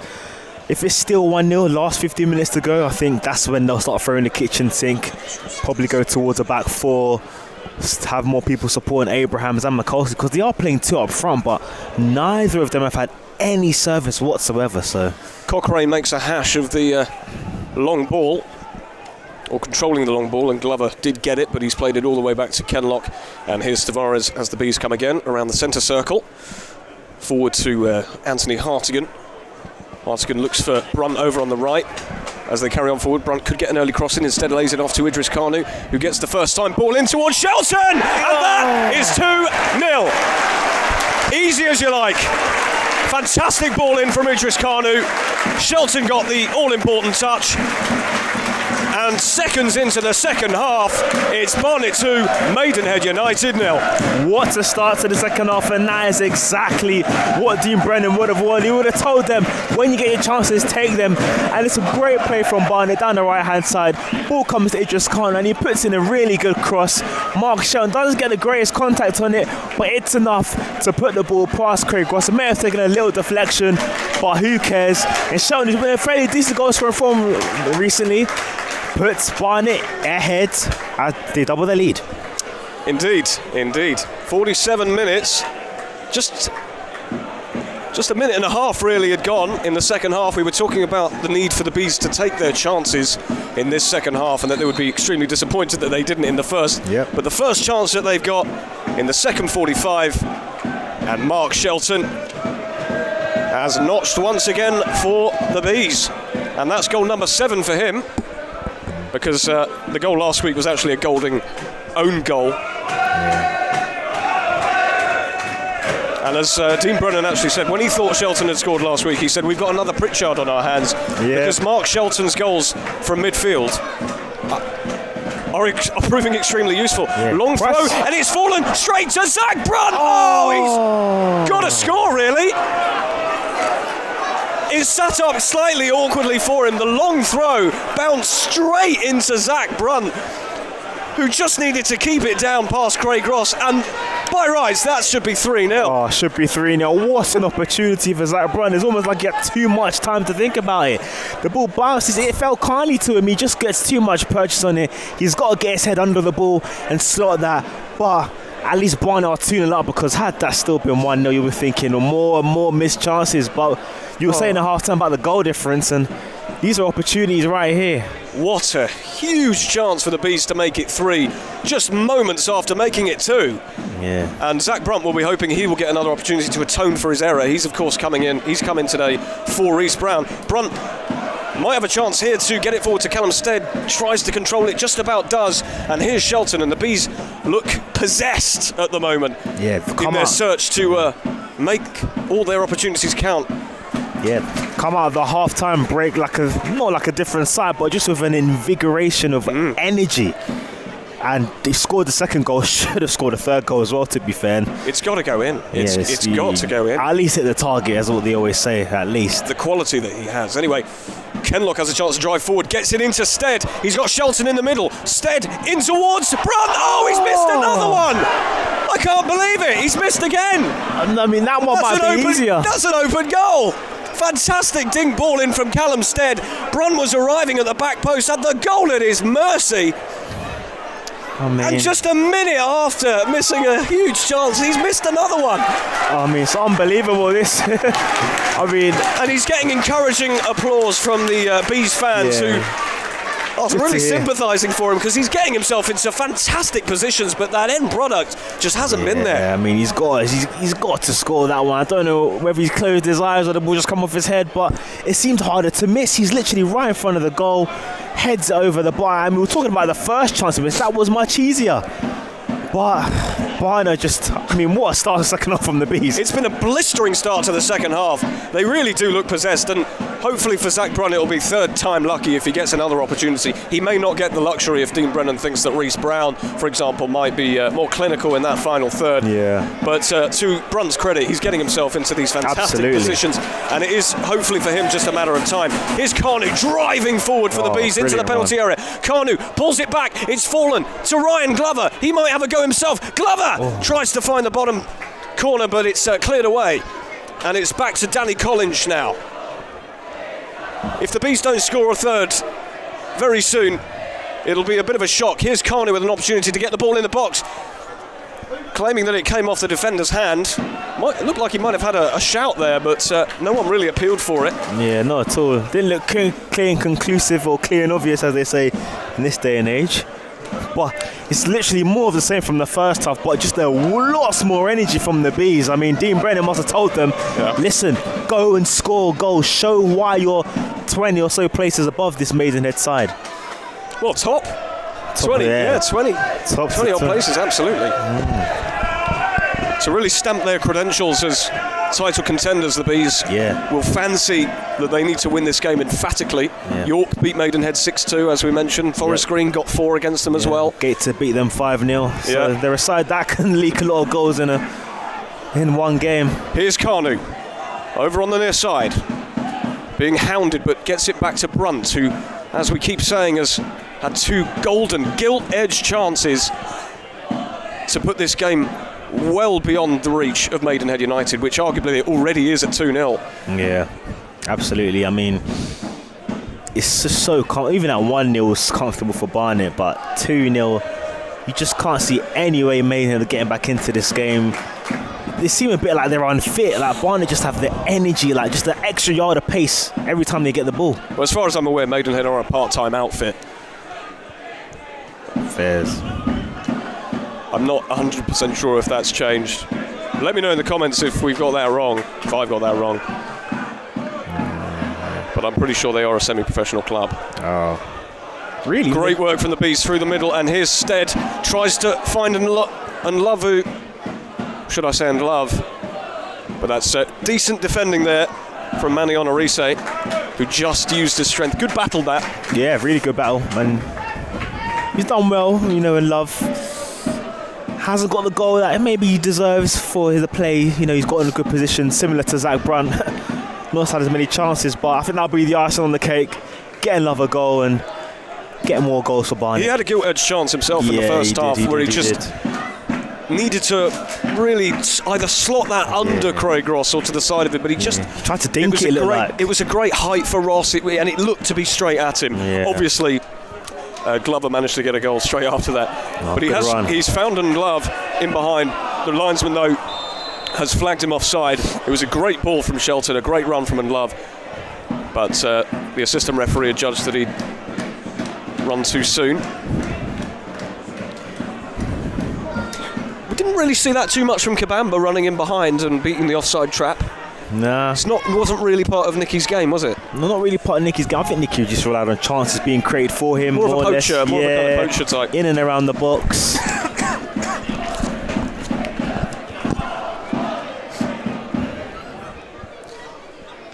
And the Bees faithful fancy that there are more goals in this for them. Yeah. And with good reason. But Barnet number 9s will be judged on their goals. All-round play is good. But, you know, the John Akindays, the Nicky Kabambas, they were judged because they scored lots of goals. And then Love, of course, he's only played a couple of games so far, but he'll really need to get on the score sheet to, you know, assure his arrival, affirm it properly. It certainly isn't beyond the realms of believability that he could notch a goal today. He's put himself about brilliantly. But as we say, the two biggest chances certainly in this half have fallen to Zach Brunt, who got the nod ahead of Reece Brown, and fortunately for him failed to convert. But here comes Glover on the far side now. Runs inside, Glover goes for goal! And it's palmed away by Ross. It was through a sea of bodies. Ross got just enough on it, and it's resulted in a corner kick, which is played short by Brunt into Kanu, who has already got an assist for the second goal, which was finished by Mark Shelton inside the penalty area. Here's Brunt, goes back to Hartigan. Now Kanu. He's been another really lively player for the Bees today, even though a lot of the players gone down that left-hand side. Kanu has still been very impactful and obviously has grabbed an assist. His end product is oft criticised, but today it's been spot on. Definitely for the goal as well. Brilliant ball in, and Shelton couldn't miss from there. Here's Anthony Hartigan, might go from range, he does! And forces a good save out of Craig Ross with his right hand. It sort of seemed to wobble in the air, and I think Craig Ross thought, I might as well just get something on this. Palmed it behind for a corner. Hartigan went for the long range pile driver and almost managed to get it right. Yeah, Craig Ross probably didn't fancy catching that and dropping it. Just thought, let me parry this away from danger. He's had to earn his money today, has the former Barnet keeper. In comes the corner on this near side. Collins leaps for it, but it is headed clear towards Abrahams, who tries to nod it on. And the Hartigan tried to good touch, clear it away, and it's come all the way back to Evans, who just gets enough on it to go towards Callum Stead, who can drive forward and find Shelton on the overlap on the far side. Shelton drives inside the penalty area, finds Stead, touch is too heavy, and Maidenhead win it back inside their own penalty area. And they do come away with the ball. But it's one back really high up the pitch. And here's Shelton. Hartigan. Now Brunt as they switch the play in the famous horseshoe. Collins thinks about going through the middle to Love. And Love makes a brilliant run inside the penalty area. Can he stop it from going for a goal kick? He can. But that's good defending, and he's lost the ball. But it's only come to Danny Collins. And the Bees continue their attack here down this near side, beg your pardon. Kanu tries to take on his man, but that's actually pretty good defending. Maidenhead come away with it.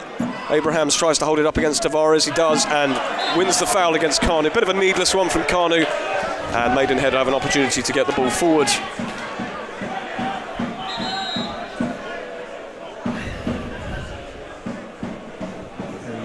And they will actually be making a couple of changes here, the Magpies, to see if they can refresh. Tyrese Dice will be coming on for Will de Havilland. That's Alan Devonshire's first roll of the dice. Tyrese Dice. And Ricky Corboa, the former Woking man, is going to be coming on here. Now Tyrese Dice is a full-back, but he can also play as a winger. And it'll be interesting to see if he can make any impact for Alan Devonshire's side, who have not had a sniff, really. Still don't think they've registered a shot on goal. Nathan Ferguson. Yeah, no, they actually haven't registered a shot on goal. Almost an hour into the game. Have they registered a shot? None. No shots on goal, no shots at all. Ferguson gets it forward. First touches for Tyrese Dice. And here's Ferguson again. Maidenhead having a very rare spell of possession on a reset across the pitch to Cochrane. And Cochrane with a slightly loose ball, and the Bees have won it back. That's really loose and careless play from Maidenhead. And it's... Oh, they tried to play it forward, and Maidenhead can actually come away with it now. And here comes Lati Fairweather on this left-hand side, taking on Carnu. Could this be Maidenhead's first attack, first proper attack? Fairweather gets it out to Dice. Dice gets across into the box, and it's fallen around inside the penalty area. Hartigan needs to get this clear. He does. Easily shrugs off his man. And it's still Hartigan. Goes back to Carnu on this near side. You might want to just clear this. It's blocked, and the Bees have a throw in deep inside their own half. And the first glimpse of Maidenhead having any real entry into the box there. Yeah, I mean, just started just a good play from Lati Fairweather and gets the overlap from Dyson. He puts in a fairly decent delivery, but Barnet deal with it assured and very well and comfortable, really. It didn't even look like they had any hope of getting a shot on goal, but very good defender from the Bees. The throw-in is taken to Love, who looks like he's been pulled and from pillar to post, but the referee is unmoved. And here's Collins, who takes the long throw. He's got a good throw on him as Danny Collins. It's not quite Cropper-esque, but it's very decent, and it almost found Stead, but it's come out to Shelton in the halfway line. Long ball played down the channel towards Love, but it's going to be too long, and Craig Ross just lets it go out for a goal kick. On 60 minutes, Barnet 2, Maidenhead United 0. Yep. I guess it's quieting down from when Barnet came out, start the second half, but still very assured, very dominant in possession.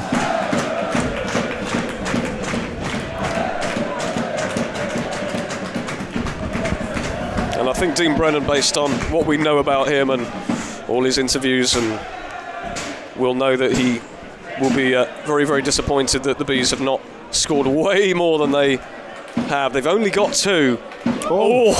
Owen Evans. This is what we were talking about with him against Nick Hayes. He's been lucky on 1 or 2 occasions, as Owen Evans, as he kind of just chopped back inside and almost lost the ball, and that could have been utterly disastrous, because a goal for Maidenhead would have got them somehow back into the game. Yeah, honestly, I mean, it's one of those ones. I mean, when it comes off, it's brilliant. When it doesn't, it's terrible. Well, it came off that time, and Owen Evans looks a genius. Kenlock with a slightly heavy touch, but manages to feed Shelton, who gets it back out to Collins. Here's Zach Brunt, spreads it to the near side with Carnu, back to Brunt. Collins looks to make a run. Brunt tries to bend the ball inside to Collins. Good idea. Didn't execute it quite right, and Brunt has played well without having without the end product quite being there. Yeah, he played that good pass into Love in the first half, where Love probably should have scored. But other than that, he's hasn't missed 2 great chances, obviously, in the second half.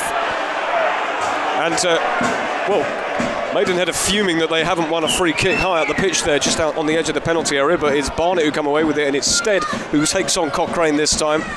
Cochrane hasn't had the greatest of games, but Stead runs that out of play, and it'll be a throw into Maidenhead inside their own half.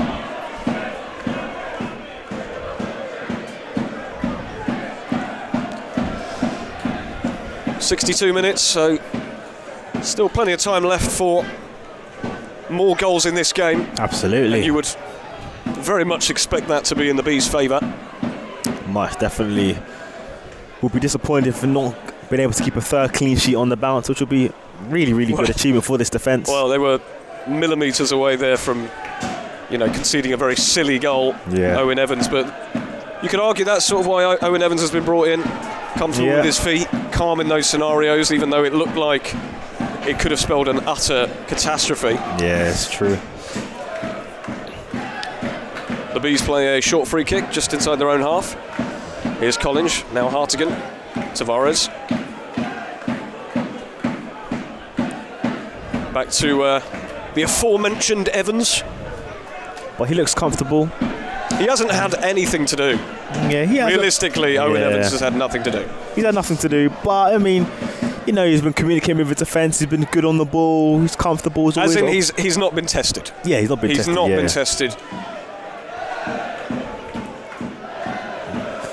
Kenlock tries the ball down the left-hand channel. That's poor though, and it's gone out for a throw-in. And a bit of the quality's been sucked out of the game at the moment. Maidenhead, sort of dragging Barnet down to their level Yeah, I was going to say something similar. I think Barnet are playing down to Maidenhead's level, which is obviously still a bit better than them, but I think they know in their minds that if Barnet, to make no mistake, this game will be won.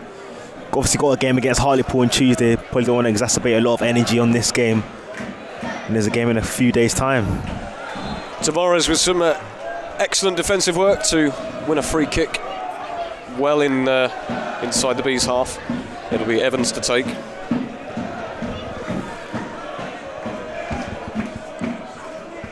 And we're just getting word that Boston United have scored against York City.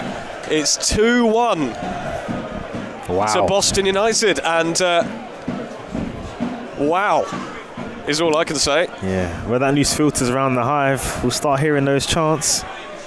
That is huge. But there is still plenty of time left in that game.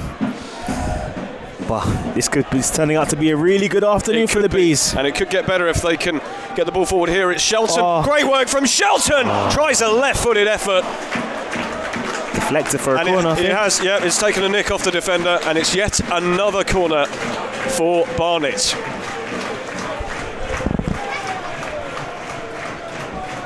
Well. Altrincham still leading against Forest Green, so as it stands, the ideal scenario for the Bees. And it'll be Hartigan to take this corner in towards the near post. Glover almost got there. It was a fantastic delivery. And it's a throw into the Bees on the near side. Actually, it's an offside that's been given against Shelton, and Maidenhead have a free kick.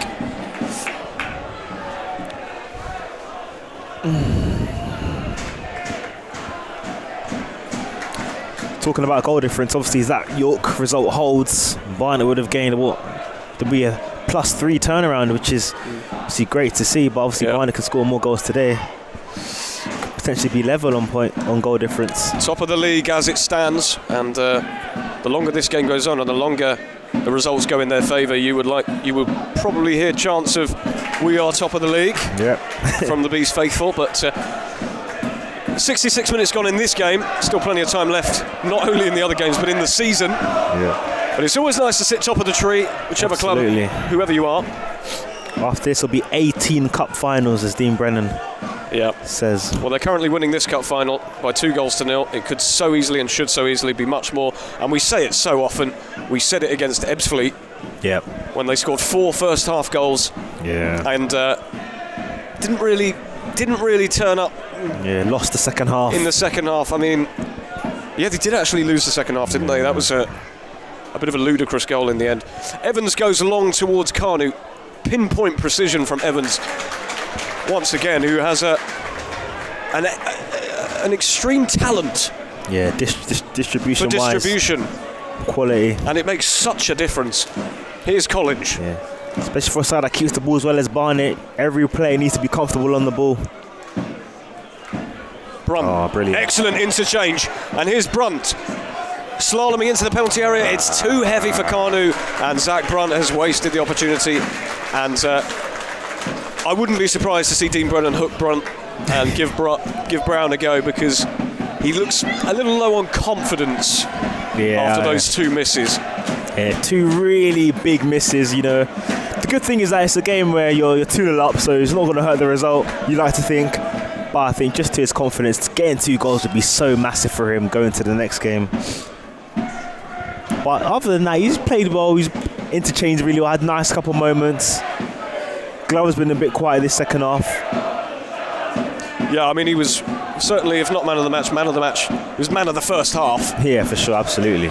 It's headed on towards Love, who holds it up excellently, and Stead tries to get it to Glover, but it's behind him, and Maidenhead have an actual opportunity to come forward, but it's easily dealt with by Stead, who fulfills his defensive duties. And here's Hartigan, back to Tavares, calmly done as Mikulski looked to try and nick the ball off him. And here's Stead, and Love is making a run. Can he find him down the channel? And Love is just too long, and Craig Ross, with an excellent starting position, managed to snuff it out early. But and Love again, making those positive runs in behind. And the Bees starting to learn the way that Love likes to play the game. Absolutely.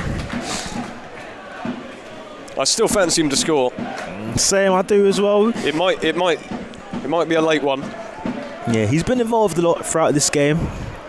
Just hasn't been able to get that touch, that perfect touch. He's made a really good amount of runs in this game as well. Held the ball up brilliantly. It's just that goal he's missing from his collection, and it'll be amazing for him to get on his home debut. Yeah. It's wasteful from the Bees as they play a long ball forward, and it goes straight out for a goal kick. Didn't quite get it right. 69 minutes played, 2-0 still to Barnet. Currently the only one of the top three winning.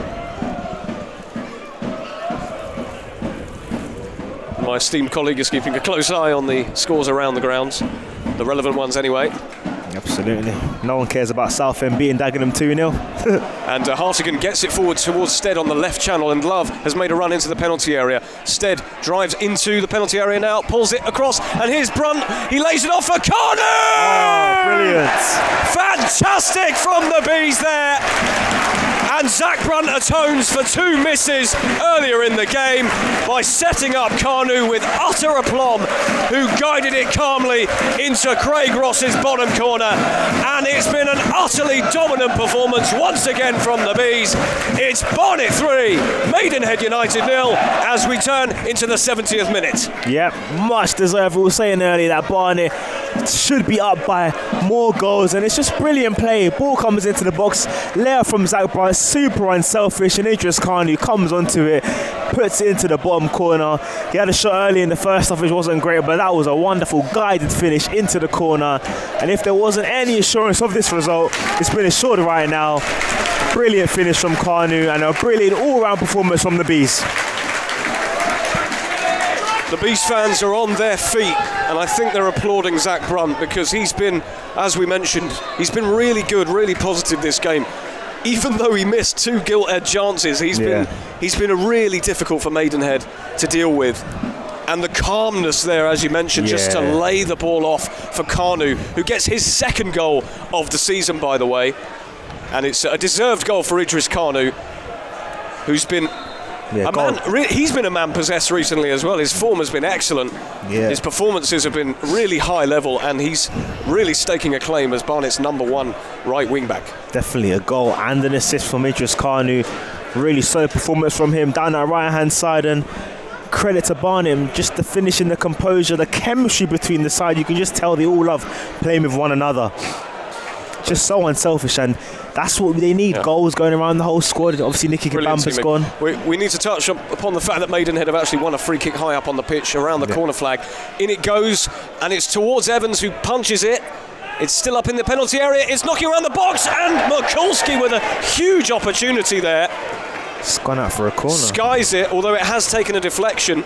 It was just inside the 6-yard box, and it took a huge deflection, a really important one, because Maidenhead could have actually pulled one back there. Yeah, that was a massive chance there. Just corner comes in, Owen Evans in no man's land. The ball falls quite highly to Mikulski and gets a hit on it, and fair play to whoever it came off, because that looked like it was destined for the back of the net.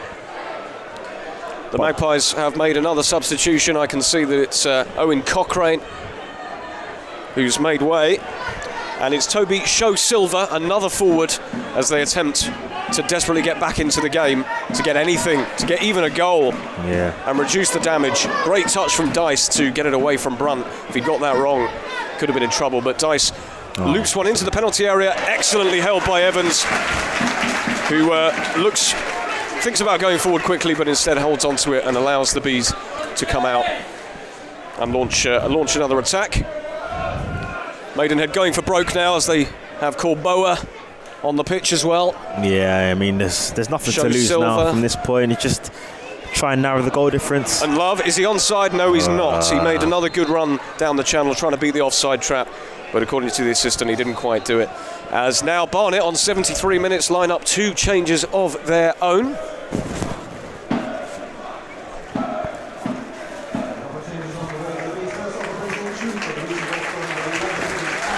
And Idris Carnu, the scorer of the third goal for Barnet, a man who has put in some excellent shifts of late, is going to be replaced by Ben Coker, who we know has a mean delivery on him. Yeah, replacing quality with quality. Yeah. totally different type of player. But on comes Coker. And it's Unlove. Oh, I'm afraid Unlove isn't going to be getting a goal today because he is coming off. And it's going to be Reece Brown who will replace him for the final 16 minutes or so. Yeah, I think good home debut from Unlove. Hold-up play's been brilliant. Yeah. He's got in and around the defence. Just hasn't been able to get that goal, which he deserves, to be fair. Should have got it in the first half, but I think Dean Brennan and the fans are happy with that performance, and hopefully more to come.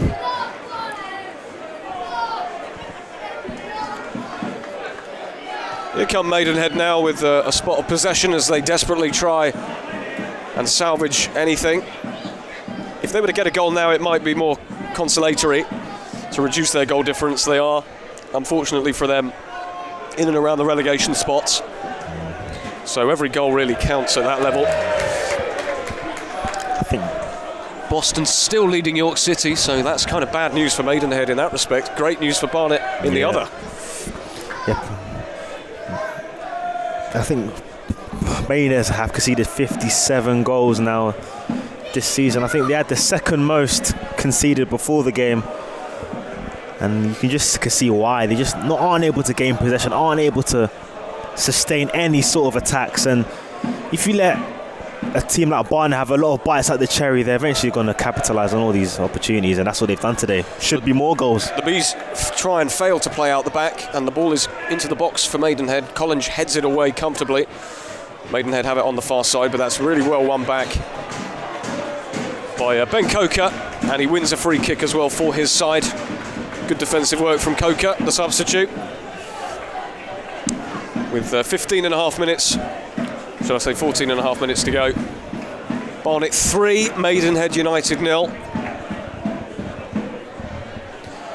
And it has, I'm afraid, been, for Maidenhead at least, a bit of a torrid day. Yes, from the first minute onwards, it's just been an onslaught from Barnet. I mean, this is the home performances that most Barnet fans have been accustomed to this season. Glover tries to find Brown with a lofted through ball, doesn't quite work. Here's Dice, Brown taking on Dice. Dice does well to actually get the ball through and wins his side a throw in, despite being crowded out by Brunt, and Brown manages to win a throw. That's good work from Tyrese Dice.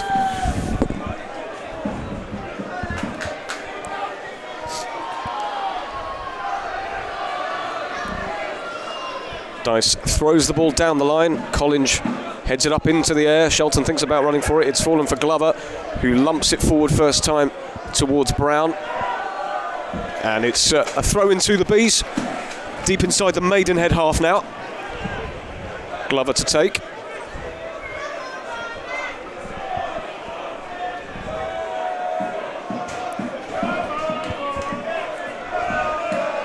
Throws it short to Shelton, who's been another really good performer today and might have had a goal himself. Yeah, it's been brilliant again today, Shelton. Kenlock driving through the middle with relative ease, although he gets the ball out completely wrong. And the Magpies have an opportunity to come forward here, but that's really poor.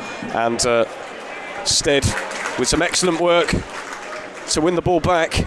Although it's fallen kindly for Maidenhead on the far side. And there's an opportunity for them to get inside the penalty area here if they can get this right. But again, Barnet stand firm, and it's Tavares who gets in the way, although it is one back here.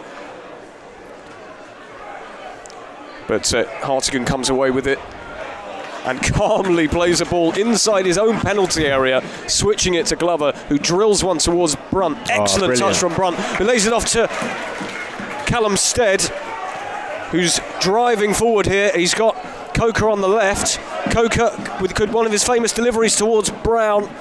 Just not quite enough on it, and Maidenhead managed to deal with it.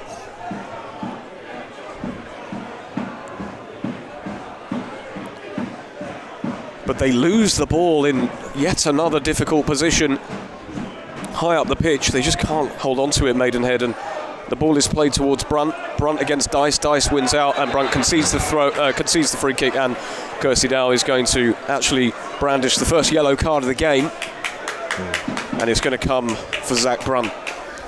Dice has looked alright since he's come on for Maidenhead. Looked positive. I know there's not much positive to say about Maidenhead, but He looks a decent threat anytime he's got the ball and he's tried all he can. Such to say. Show Silver, Mikulski, they just haven't had any joy up front today. They've been spare parts, but they do have an opportunity to come forward here.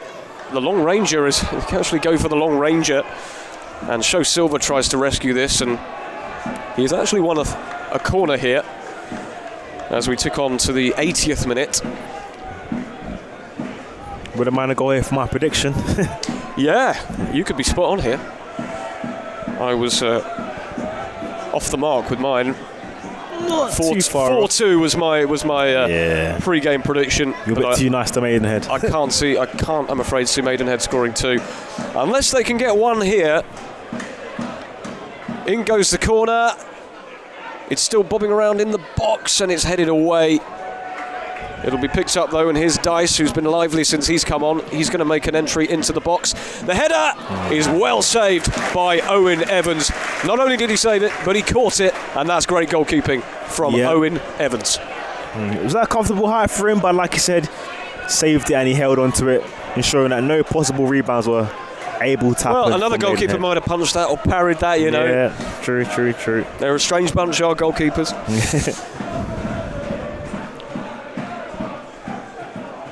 Kenlock tries the ball down the channel. He's got Brown, might collect this. Here's Brown. Chops back excellently. He's got Brunt in the box. He just could not find Brunt. It was brilliantly intercepted. He's desperate for that goal, is Zach Brunt. Here he is now. Now Hartigan. It was great work from Brown before, wasn't it? Yeah, brilliant. Inside now to Brunt. Brilliant touch from Glover. But the shot didn't match the quality of the touch. The way he just managed to get that under control, but he snatched at the shot and sprayed it wide. And that is actually the last action for Zach Brunt.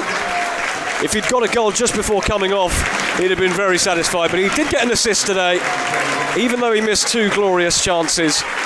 He's been a good performer, and he laid it off for Idris Kanu for goal number 3 for Barnet. But he is going to be replaced here by Billy Clifford, who doesn't feature that much for Barnet these days with the quality in midfield that the Bees have got. But Clifford is coming in to see the rest of this game out. Yeah, probably disappointed not to get a goal, but like you said, he's contributed, he's got an assist, and his all-round game's been really, really good. So, and the Magpies are making another change. It's going to be Noah Stewart, who's coming on for Sean Mikulski, who hasn't really had a sniff today. He had one little opportunity in the 6-yard box, which took a big nick and went over the bar. On another day that might have gone in, but really no joy at all for Maidenhead's attackers today, and Mikulski makes way for young Noah Stewart, who's signed from Ballymena in Ireland, Northern Ireland. Northern Ireland, yeah. Can't get those two mixed up. Yeah, an academy player from Masters played for Ballymena, Kiddick O'Neill. Random stat of the day. Random indeed. Here's Stead. He is fouled there. Wins a free kick just inside the Magpies half. Clutching his heels as he was caught there. Hopefully he's all right. Now Tavares. Do you think the Bees players will have their eyes on Tuesday now? Given there's only 8 minutes left, don't want to pull a hammy, or do you know what I mean? There might be an element of that. But there is the question of goal difference. Dean Brennan is sort of not obsessed, but certainly very keen to get the goal difference up. And there's a foul in favour of Barnet on the halfway line here. Billy Clifford was caught late. And it looks like Brennan is going to make another change here. Joe Grimwood seems to be coming on. Got the assist last time out. Yep, brilliant flick on for Danny Collins. Hopefully it's not an injury to any of the centre backs. Who's he going to be resting? That's the question.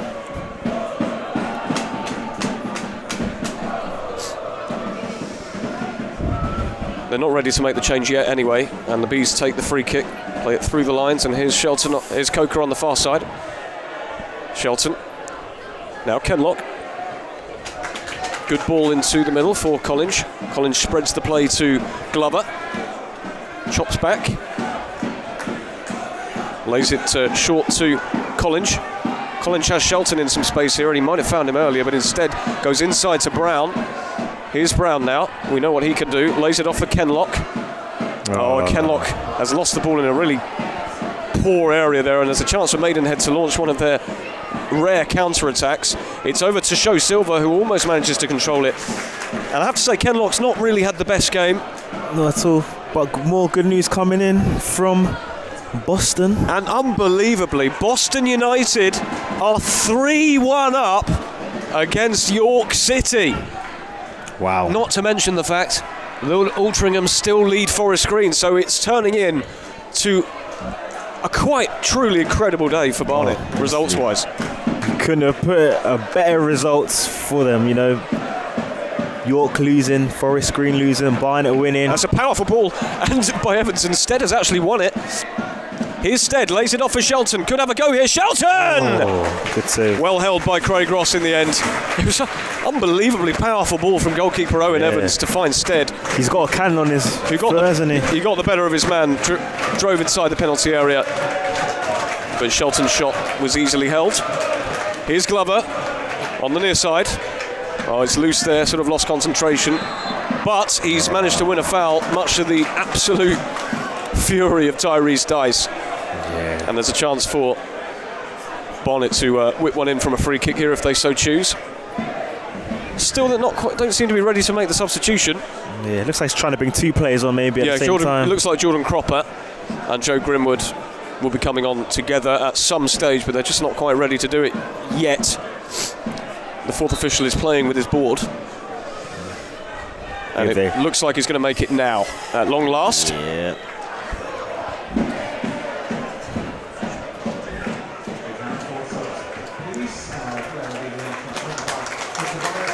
Nick Tavares is making way. Been really solid at the back as the Bees look to cement a third consecutive clean sheet. Forest Green, Southend and potentially now Maidenhead if they can avoid any silly errors. And on comes Joe Grimwood.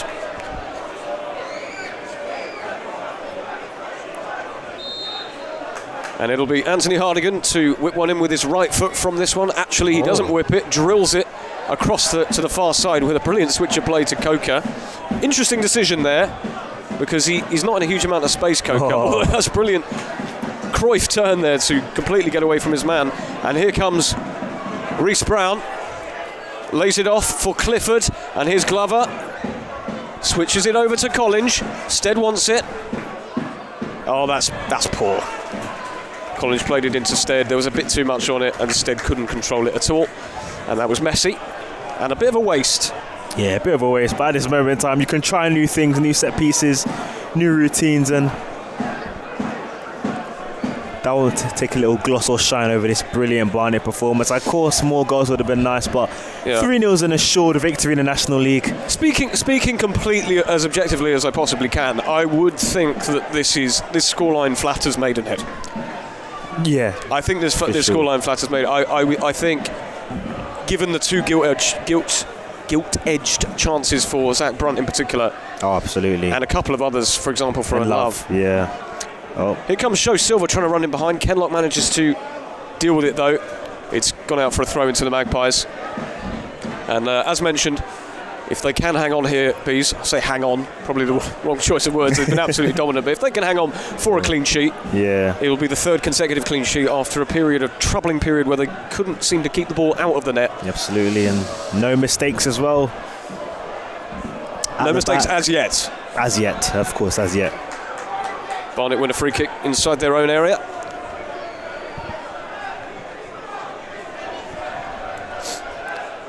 The switch of play goes horribly wrong there from Anthony Hartigan, which we don't say often, and Tyrese Dice takes the throw in quickly here.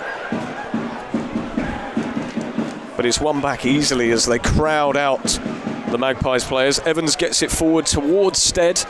It's nodded on. Stead might collect this if he plays his cards right. He doesn't.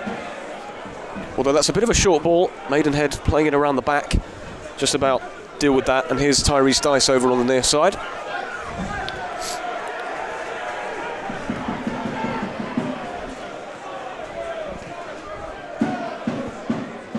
Petit over to Honorise. Here's Kevin Loco. I feel like we've barely mentioned the Maidenhead players. It's been honestly, that dominant. Yeah, they just haven't had the ball, have they? It's just, we've said Tristan Abrahams once. Dice has been lively second half, but other than that, I mean, I think we said Craig Ross, his name the most times, if anything. I think so, certainly. Plenty of saves. From a Maidenhead perspective. Time wasting in the early moments of the game. But you look at... You go on, sorry. I was just going to say, I would describe this performance as professional. Yeah. If not spectacular and sort of, showy, 6, 7, 8-0. But it has been very professional. Yeah, I think at Barnet 1-6 though, you call it spectacular and emphatic, but yeah, it's been very professional, so comfortable, very assured, commanding is another word I would have used as well. Never really been in threat or danger of the 3 points. The long ball was played. A free kick?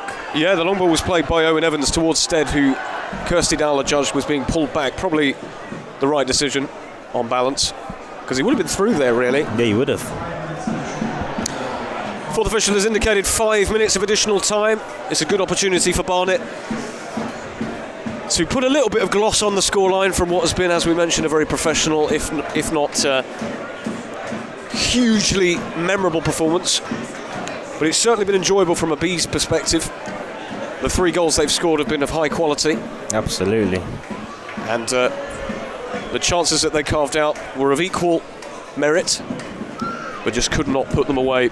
There is a chance for Shelton now to test Craig Ross from this free kick. Let's see if he goes for goal. Might be a little far out, but he might fancy this. He does go for it, well over the bar, and a waste, I'm afraid. Better off crossing that. Yeah, hindsight's 2020, but should really be crossing that. Yeah, Dean Brennan will be delighted once he finds out about the other scores. He obviously won't get ahead of himself. He will know that, the table can change very quickly. Yeah, I mean, Forest Green are the sort of side, they've scored a lot of late equalisers and late winners this season, so it is only 1-0 as it stands at Altrincham at the J. Davidson, so... But I do think that Barnet, they're going into a run where they're facing teams that, they should be looking to beat. Obviously, Hartlepool on Tuesday. The side you'd expect to be mid-table sides. Hartlepool will be tough. Yep. Tamworth. But I think Boston, if you're a Barnet fan and in the position that the Barnet are in, and you're losing to Boston at Boston, I mean, it's a bit of a shocker. Yeah, Boston doing the double over York. I mean, who would have had that on their bingo card? I know, it's incredible. Evans drills one straight out of play. For all our talk about how good his distribution was, that wasn't the best, but as the minutes tick down towards full time and the score at 3-0, I think both sets of players will just be keen to call it a day. Yeah, I mean, in the NFL, you call this a victory position where the time just sees itself out. No one's going to do anything. Just keep possession. Wait for the time to drift out and Barnet move on to their next game. And so do Maidenhead in the bottom 4. Brown does excellently to win the ball back high up the pitch, and he's got Glover on the right-hand side. There is an appetite for one more goal, I think. Yeah, absolutely. And while there's still time, of course. Clifford on the overlap. Back to Glover. Back to Clifford.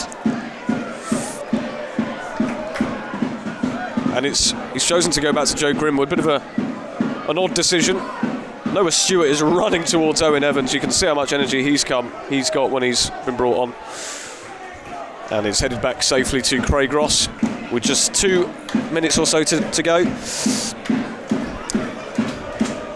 Anyone listening on the YouTube stream or indeed on DAZN, you can join me, Rory Edwards, and my co-commentator Brian Matovu for a post-match discussion where we will dissect the game as best we can from our memory. We have no access to highlights or the replays just yet.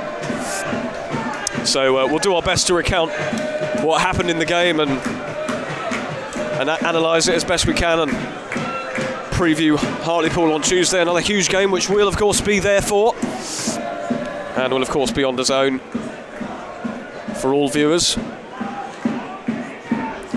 Here come Maidenhead in a last-ditch attempt. Here's Stewart. Oh, great tackle that. Brilliant tackle, and the determination to keep this clean sheet is evident. Ben Coker, brilliant tackle. Here comes Coker now on the halfway line as the Bees look to launch a little counter-attack. Forest Green equalised. Oh, bad news, I'm afraid, for Bees fans. Forest Green have done exactly what they always do, and that's get a very jammy late equaliser. I can't say it's jammy, actually, because I haven't seen it. You did. But they just seem... Well, I retract that. But they seem to have this ridiculous knack for getting late goals. You did and mention late it. equalisers. You mentioned it like 5 minutes or so ago. I called it. When you're 1-0, when you're only 1-0 down. So it's a bit of a disastrous day for York City then. Here come Barnet. Could there be one last goal in this game? Here's Clifford, just on the about 30 yards from goal. Goes into Glover. Glover gets the ball into the box. It's headed away only as far as Coker. Can he get a delivery in? Chops back. Here's Shelter, lays it off. Here's Hartigan. It takes a heavy deflection and goes out for a corner, which will surely be the last chance of the game for Barnet to get a fourth goal.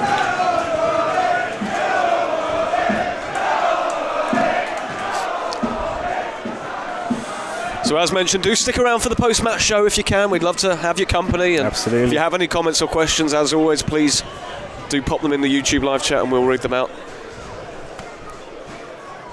Coker gets the ball in. Oh. And everyone was falling over each other there in the box. It's come away to Shelton. And Kirsty Dow doesn't allow any further action to continue and blows the full-time whistle rather.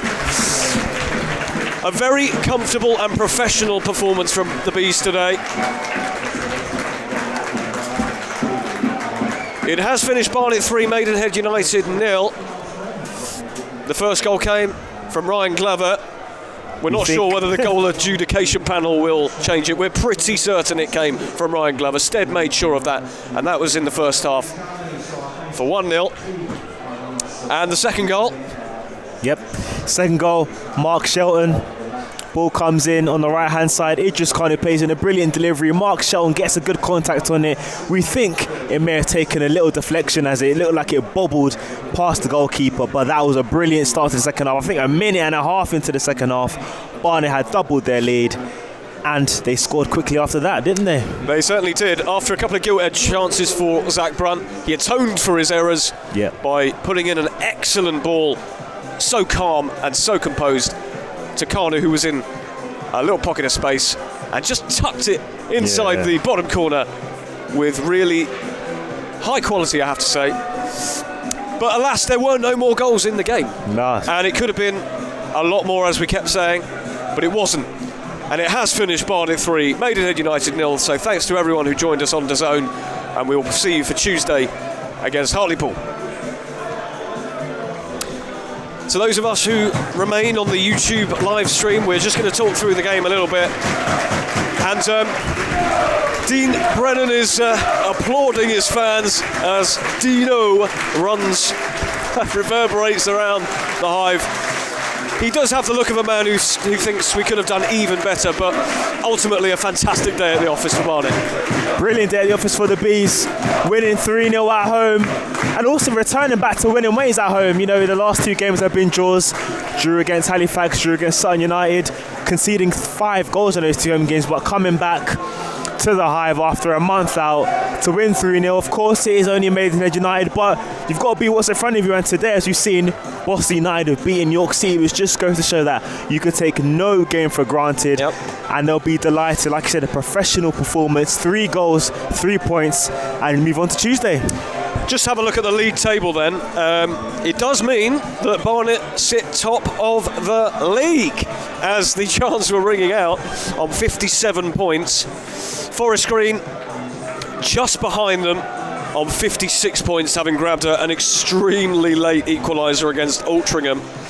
And York's shock loss away at Boston United means that they sit third, 3 points behind Barnet on 54 points. And a lot of people were saying, Brian, that it was kind of York's to lose at one point. Their form was absolutely formidable. And it didn't look like they were going to lose a game, but here we are. They've lost a couple. They lost at home to Sutton. Yep. They managed to get past Oldham away. Great result for them there.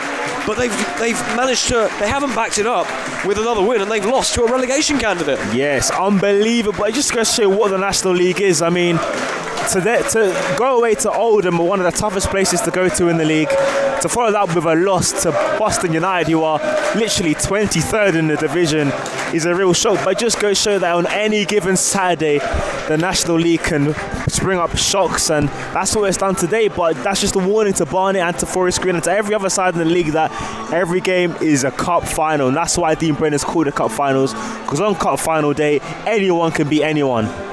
They absolutely can, and anyone has beaten anyone in that scenario. By the way, thanks very much for your comments as well. Mick says perfect result and commentary. Thank you, so Mick. we'll very much take that. We really appreciate that, Mick, and try and provide you the best possible service we can on Hive Live here. You're pointing at something, Brian. It's interesting. I think Maidenhead are having their team talk in front of their fans on the pitch. Yeah, Alan Devonshire, with his flat cap, donning his flat cap, is taking the old school route. Sort of a bit of a what do you call it? What's his name? The guy who did the Phil Brown from Hull City. Phil Brown, that's it. Phil Brown, yeah. I mean, it's not quite Phil Brown, but I think Alan Devonshire's taken his Maidenhead side over to the fans, who are actually applauding the team. A really disappointing performance from them, but I don't think realistically they could have expected much more.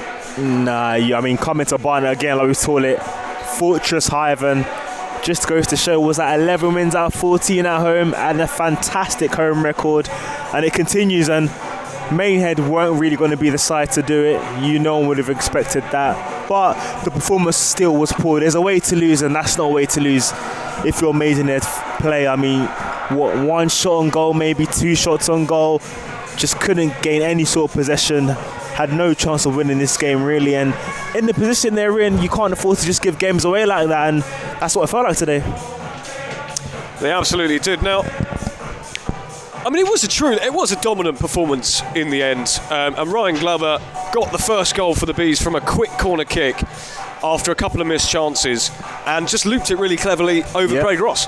Yeah, it was a kind of a weird one. It just fell to him at the back post, and I think he was more or less just trying to head it back towards goal, and it looped over Craig Ross. And to be fair to Maidenhead, the defender tried to clear off the line, which we thought he had done. The linesman has given the goal, but Callumstead did put the ball in the back of there just to be doubly sure that it was a goal.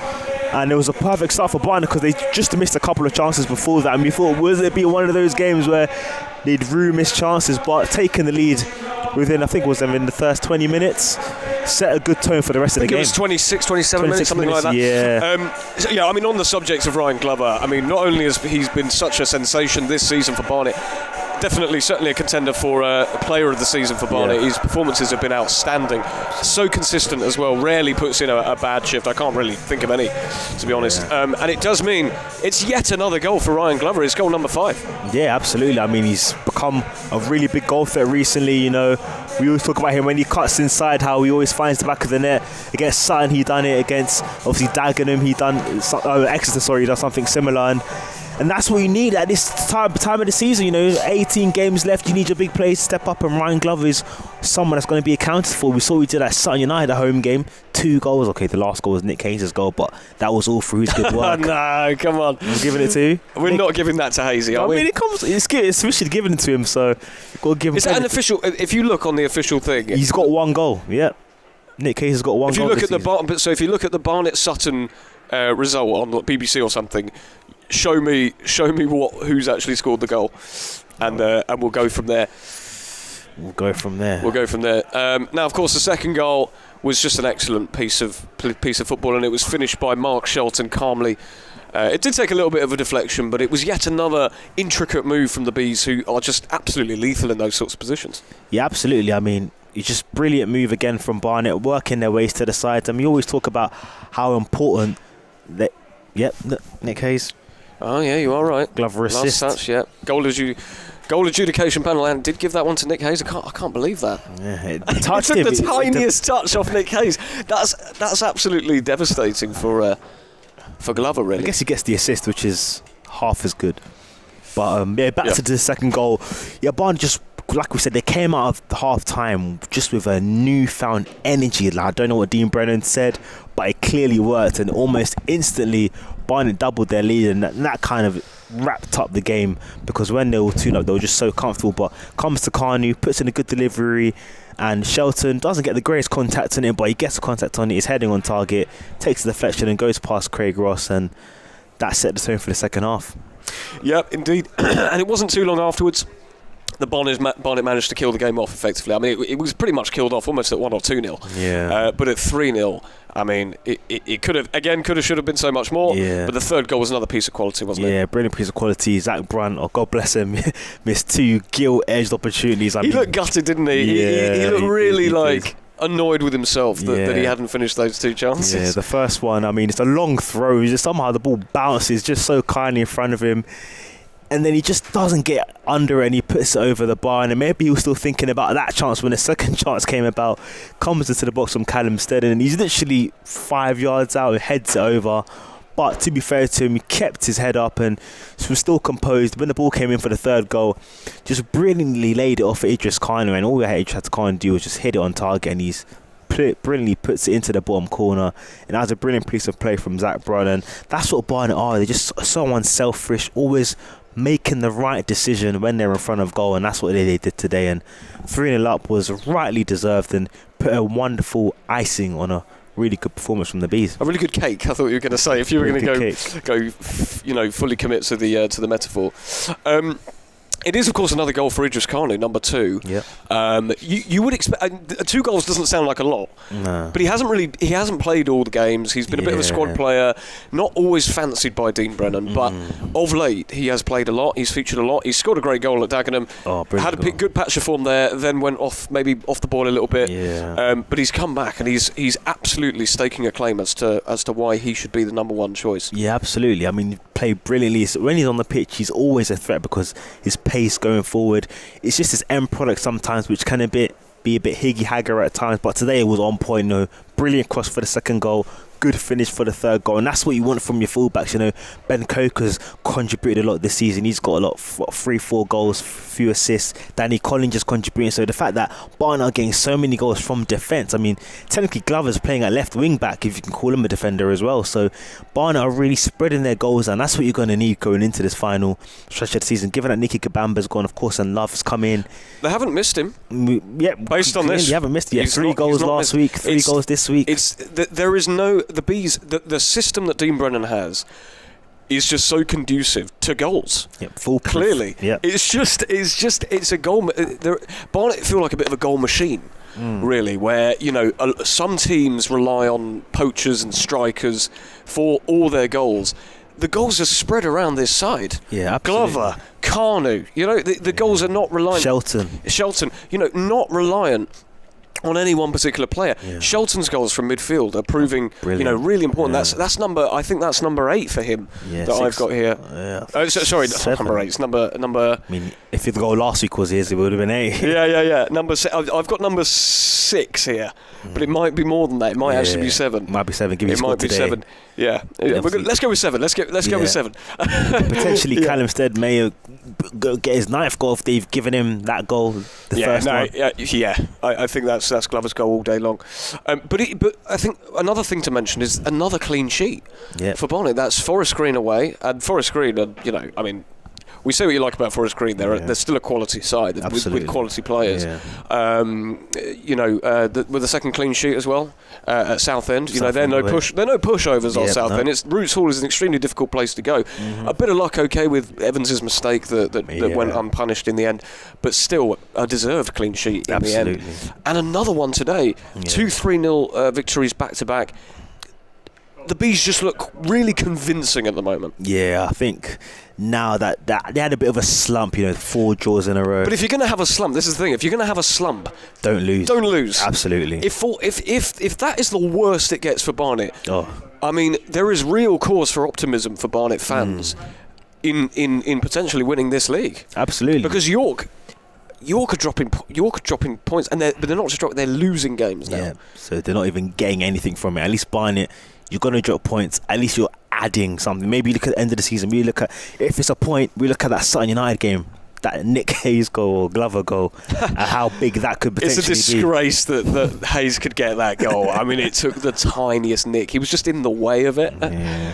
But, as we say, it's another clean sheet, and I'm afraid for Maidenhead United, it sort of condemns them to, I believe, the relegation zone. Yeah, we'll just double check that. Definitely in the bottom 4 with that. Oh, they're not actually. No, results of, they were at one point. Yeah, at half time in the afternoon, but they've fortunately managed to escape. But Fylde was Fylde versus Wilson. Obviously, Fylde won today, so Fylde have narrowed the gap on them to just a point. But I mean, they're deep in trouble. They've played 2 more games than all the bottom 3 sides other than Ebbsfleet. Boston United sitting 23rd in the league. Yeah, that's a real. On 19 points, 7 points from safety.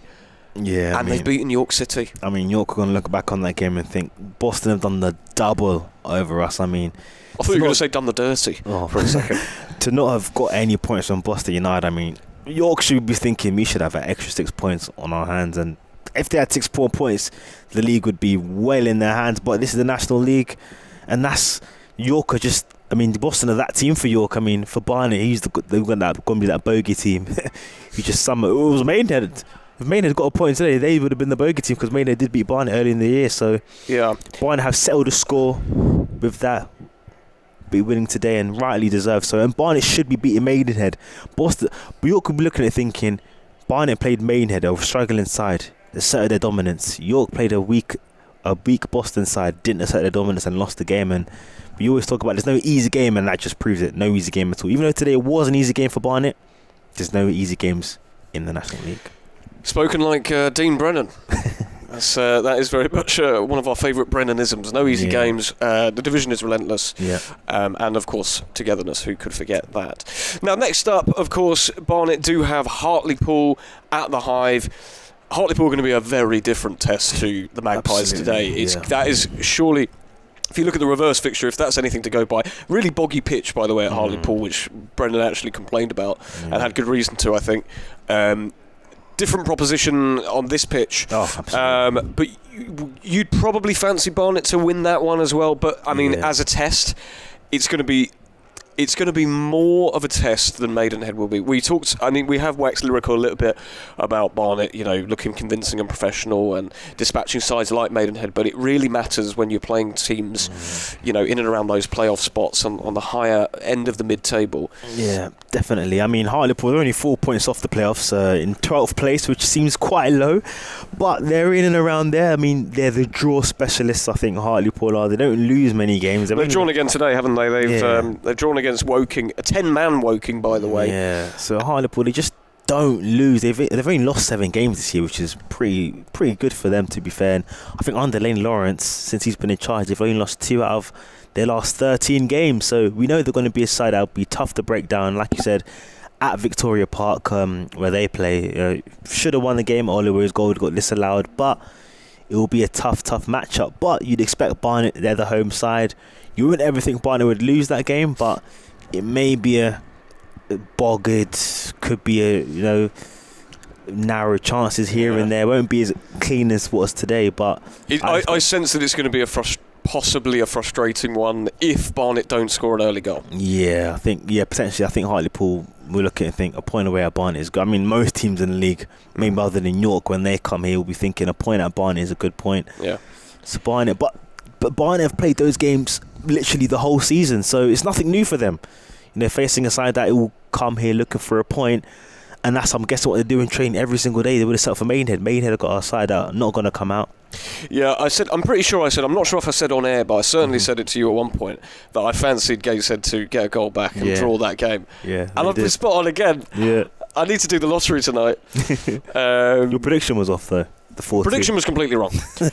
Although Barnet win, obviously. But what was the other prediction I had that was absolutely spot on? You said Forest Green would equalise, and they did. That's right. I said Forest Green would equalise 1-1, and that Gateshead would grab one against Oldham, which they also have 1-1. Right, I think we should bring things to a close now just by getting your man of the match. Oh, man of the match. Yeah, so at half-time, I'd say Ryan Glover. He was brilliant. Second half, much more quieter. Didn't do much, but I think his first half performance was so good. He was brilliant down the left hand side, causing all sorts of problems. ideally, I think he got the first goal. He could give it to him. So I'm going to give it to Ryan Glover. I thought he was so good in that first half. I'll give it to Ryan Glover. Yeah, I think that's probably a fair assessment. I mean, we were certainly, absolutely, we were going on and on, waxing lyrical about his first half performance. Again, I think the second half drop-off might be attributed to the kind of, not really going for broke, not really. The early goals in the second half. I think they didn't really. They were in full flow at one point, but then they did take their foot off the gas a little bit. I think Barnet, and I think if they'd really wanted to, they could have got more, and Glover would have probably been more heavily involved. But fair enough, Ryan Glover. Yeah, couple shout-outs. Idris Kanu, goal and assist. Yeah, honourable mention. Honourable mention, that's the word. Yeah, shout out. So. Yeah. But it's a good performance, and back on Tuesday, so quick turnaround for the Bees, but another big game coming up. Yeah. Anyway, thanks very much to the 20-odd who have stuck around listening to us chat about the game. Thank you very much for joining our live commentary. We really, really hope you've enjoyed it from wherever you've been watching, wherever you've been listening. We've had Brazil today, we've had a Pret in Aldgate. We've had someone actually said... I just need to get it up. Actually, someone said, I've just flown my micro light. I think they mean micro flight. Greg Burns to Le Mans, and it is excellent to hear you guys. And the Bees are winning. Wow! So people in all sorts of scenarios and all sorts of locations around the world listening to us talk about the Bees, which is truly wonderful in such a brilliant season. Amazing for this club. So again, a really positive afternoon. After a frustrating period of quite a few draws, and it looks like the Bees are in full flow again. It has finished Barnet 3, Maidenhead United 0, and thank you all once again for joining us. We will see you on Tuesday night.